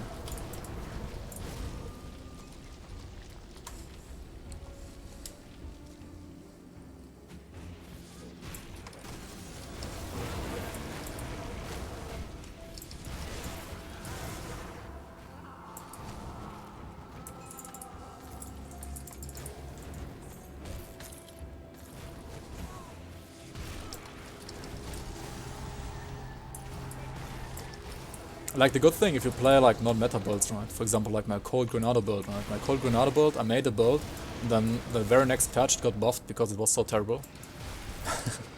It's not like super terrible though, it's like still you can do like all the main campaign stuff and like you can do all the dungeons, right?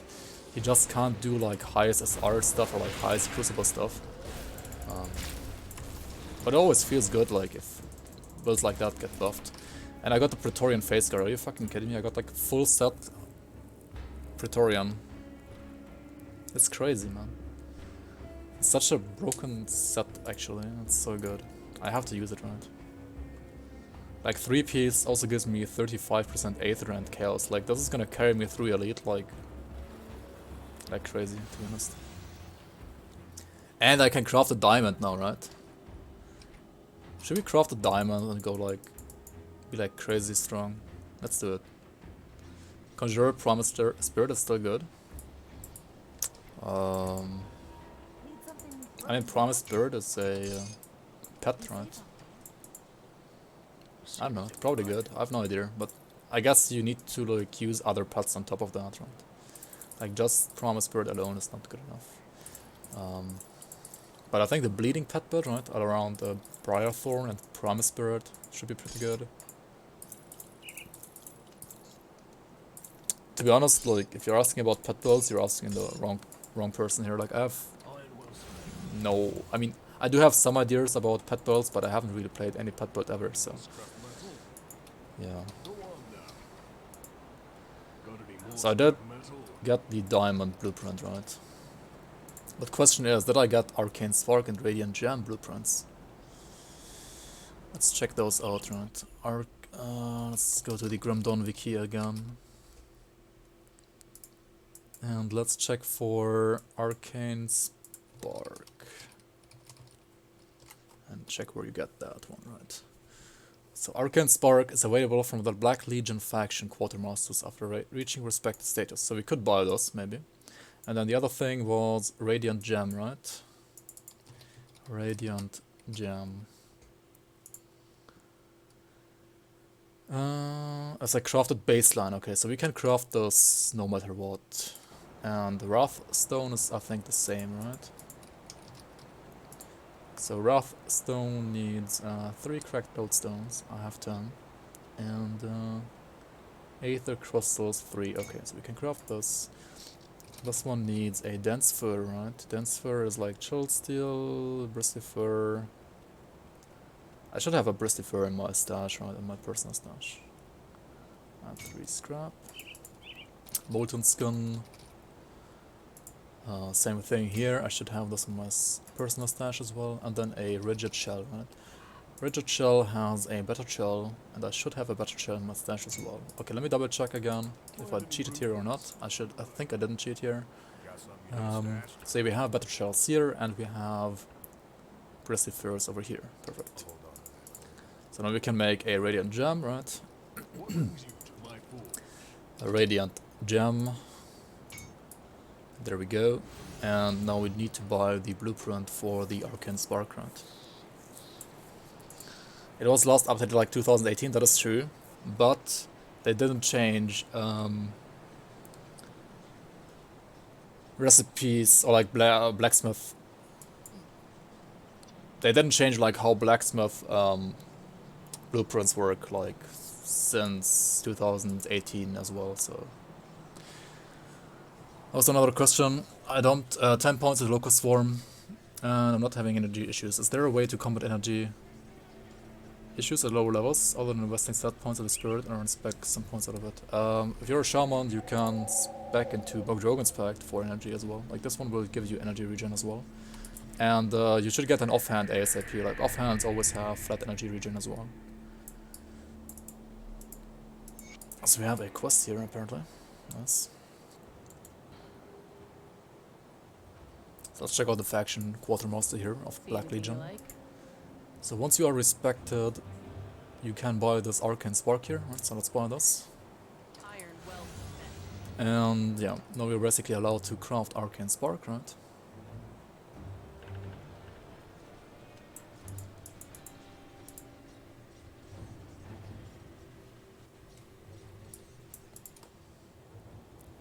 good price on what I've got left.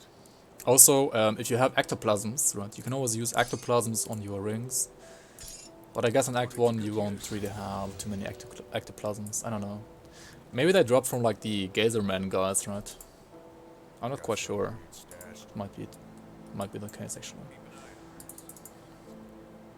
I'll keep your stash safe.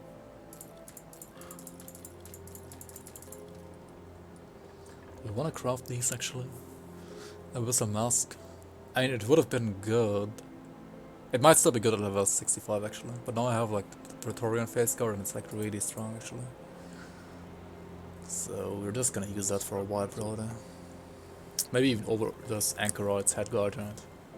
Yeah, it's just like the 3-piece set is so good.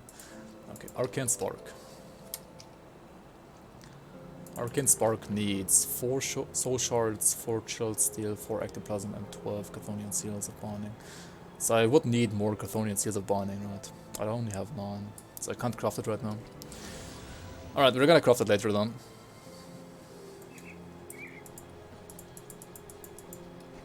Too bad. I mean, I don't really need to like put anything in there, right? I don't even need the sanctified bone anymore. So let's just continue here in the infestation.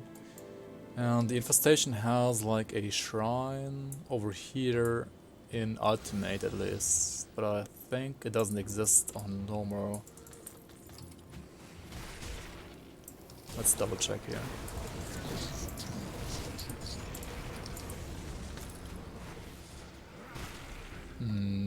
Yep, there is no shrine here, right? Yeah, usually, like, yeah, on Ultimate you would have a shrine here, maybe on Elite as well. Oh well.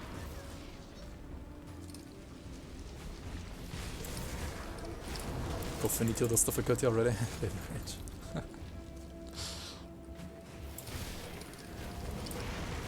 So we have a hidden spot over here.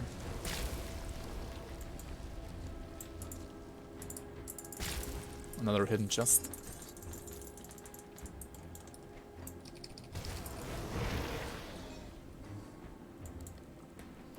And also, That's locked. yeah, this one is locked, obviously, and this one is only like worth to go for on Ultimate as well, because on Ultimate you will get a quest from the Coven, and doing that quest will grant you another skill point. Also, you got Eastern Gloves, which are really good if you're playing like a Chosen Skyshard Arcanist. Right? These are really good, really good. Like +4 Chosen Skyshard and 1 item is crazy.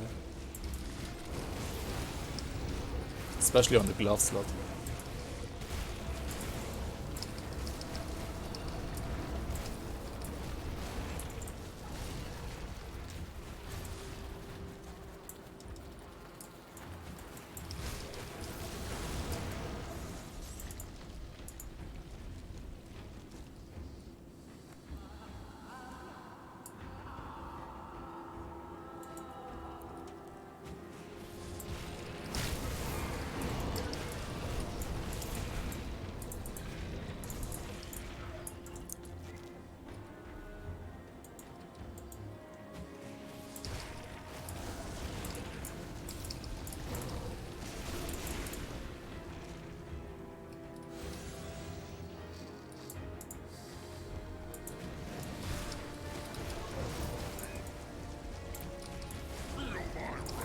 So Krieg is back, and actually worse than before.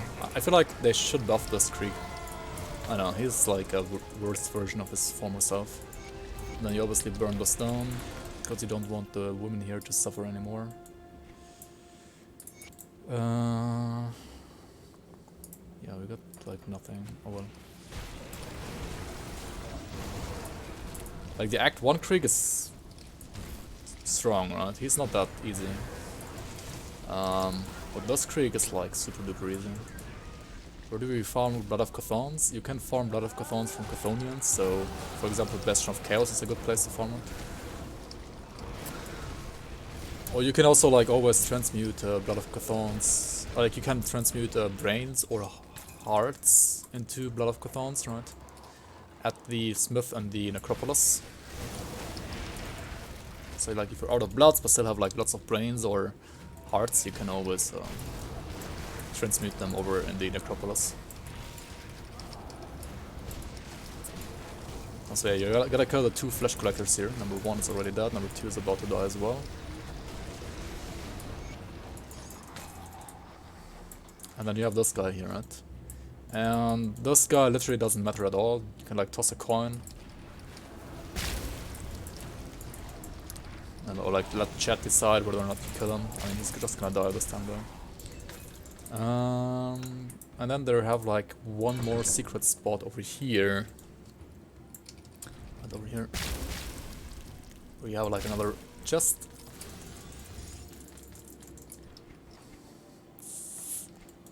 And that's pretty much it, right? You only have to like check out the other spots here if you didn't find the flesh collectors yet. They have like several different spawn locations, so they might like be over here instead of here and here. But yeah, so let's kill the end boss here.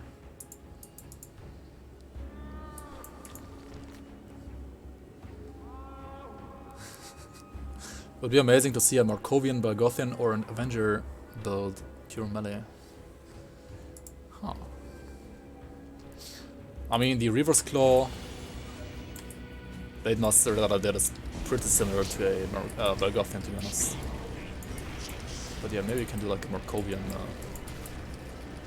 I don't know, Commando maybe, or Witchblade. Right. And yeah, this guy, I mean, you just stack your Citadels and forehead. You can also like pre-stack them actually, right, against this boss, or like against phase 2 and 3, as long as you have enough energy.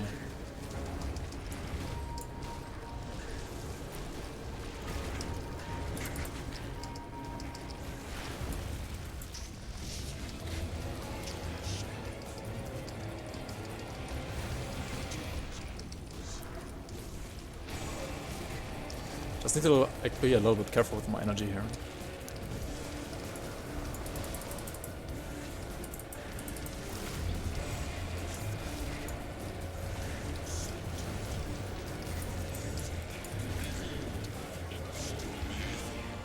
Alright, yeah, I mean this guy on normal is not too hard. Also, don't get you baited by this, like don't walk here, like there's nothing there. This is like just another way to how to lose your hardcore character, right? There's nothing here. Don't get you baited, chat. Don't tell me you'll do Forgotten Gods as well. I mean, I will, right? I will have to.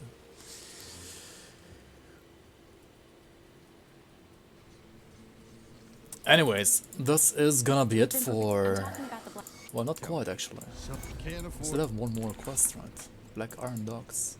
So Black Iron Dogs is a quest that you get from Mammoth Resistance once you are respected, I think, or like whatever it is.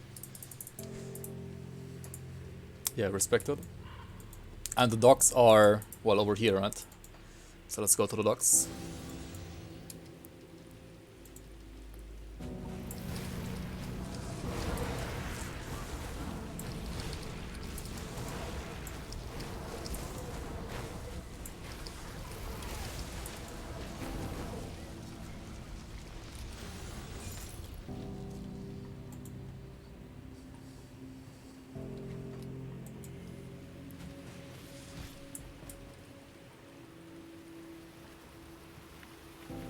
Stacking up some requests already.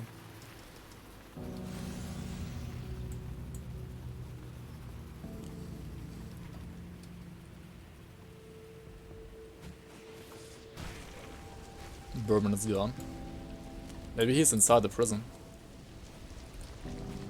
He's not outside anymore.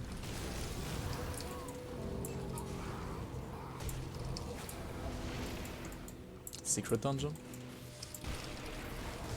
Oh, that's a one-time only, I think.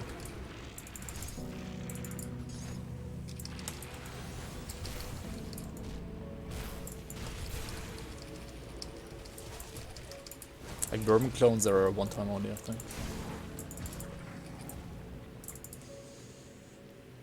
It's not farmable like Lokar.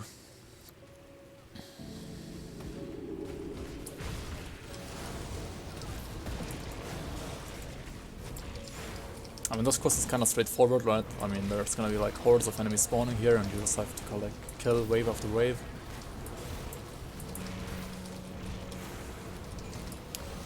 Slowly drifting.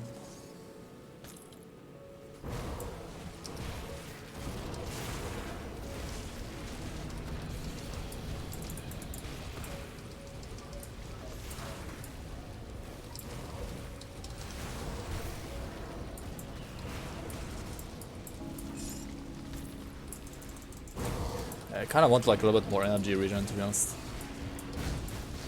Energy regen is not looking too good, so I should maybe consider putting more points into McDrogan's Pact, right? So you have a lore north here if you wanna read some lore.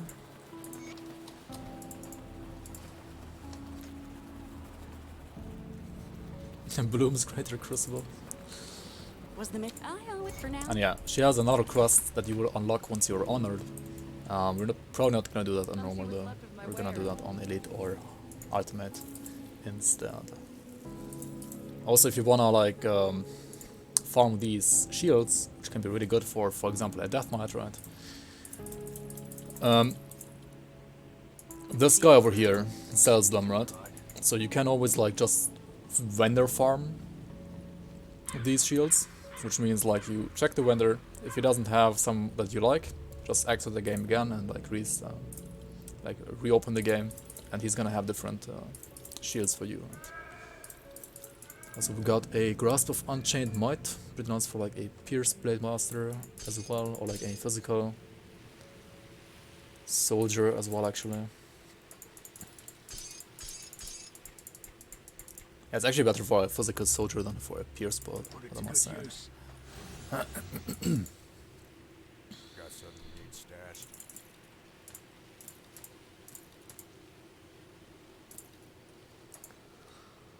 But yeah, anyways, that's gonna be it for my part 4 of this solo self-found beginner Conjurer. We did all of Act 6, and I'm gonna thank you so much everybody for watching, and I hope I can see you on the next one, which is gonna be in Act 7 on normal. So I'll know what. yeah, you can just as well go over here and say goodbye here, right?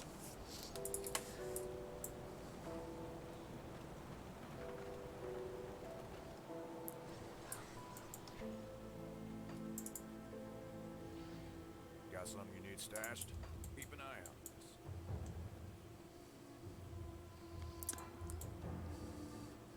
So yeah, that's where I'm gonna continue the next episode. See you around.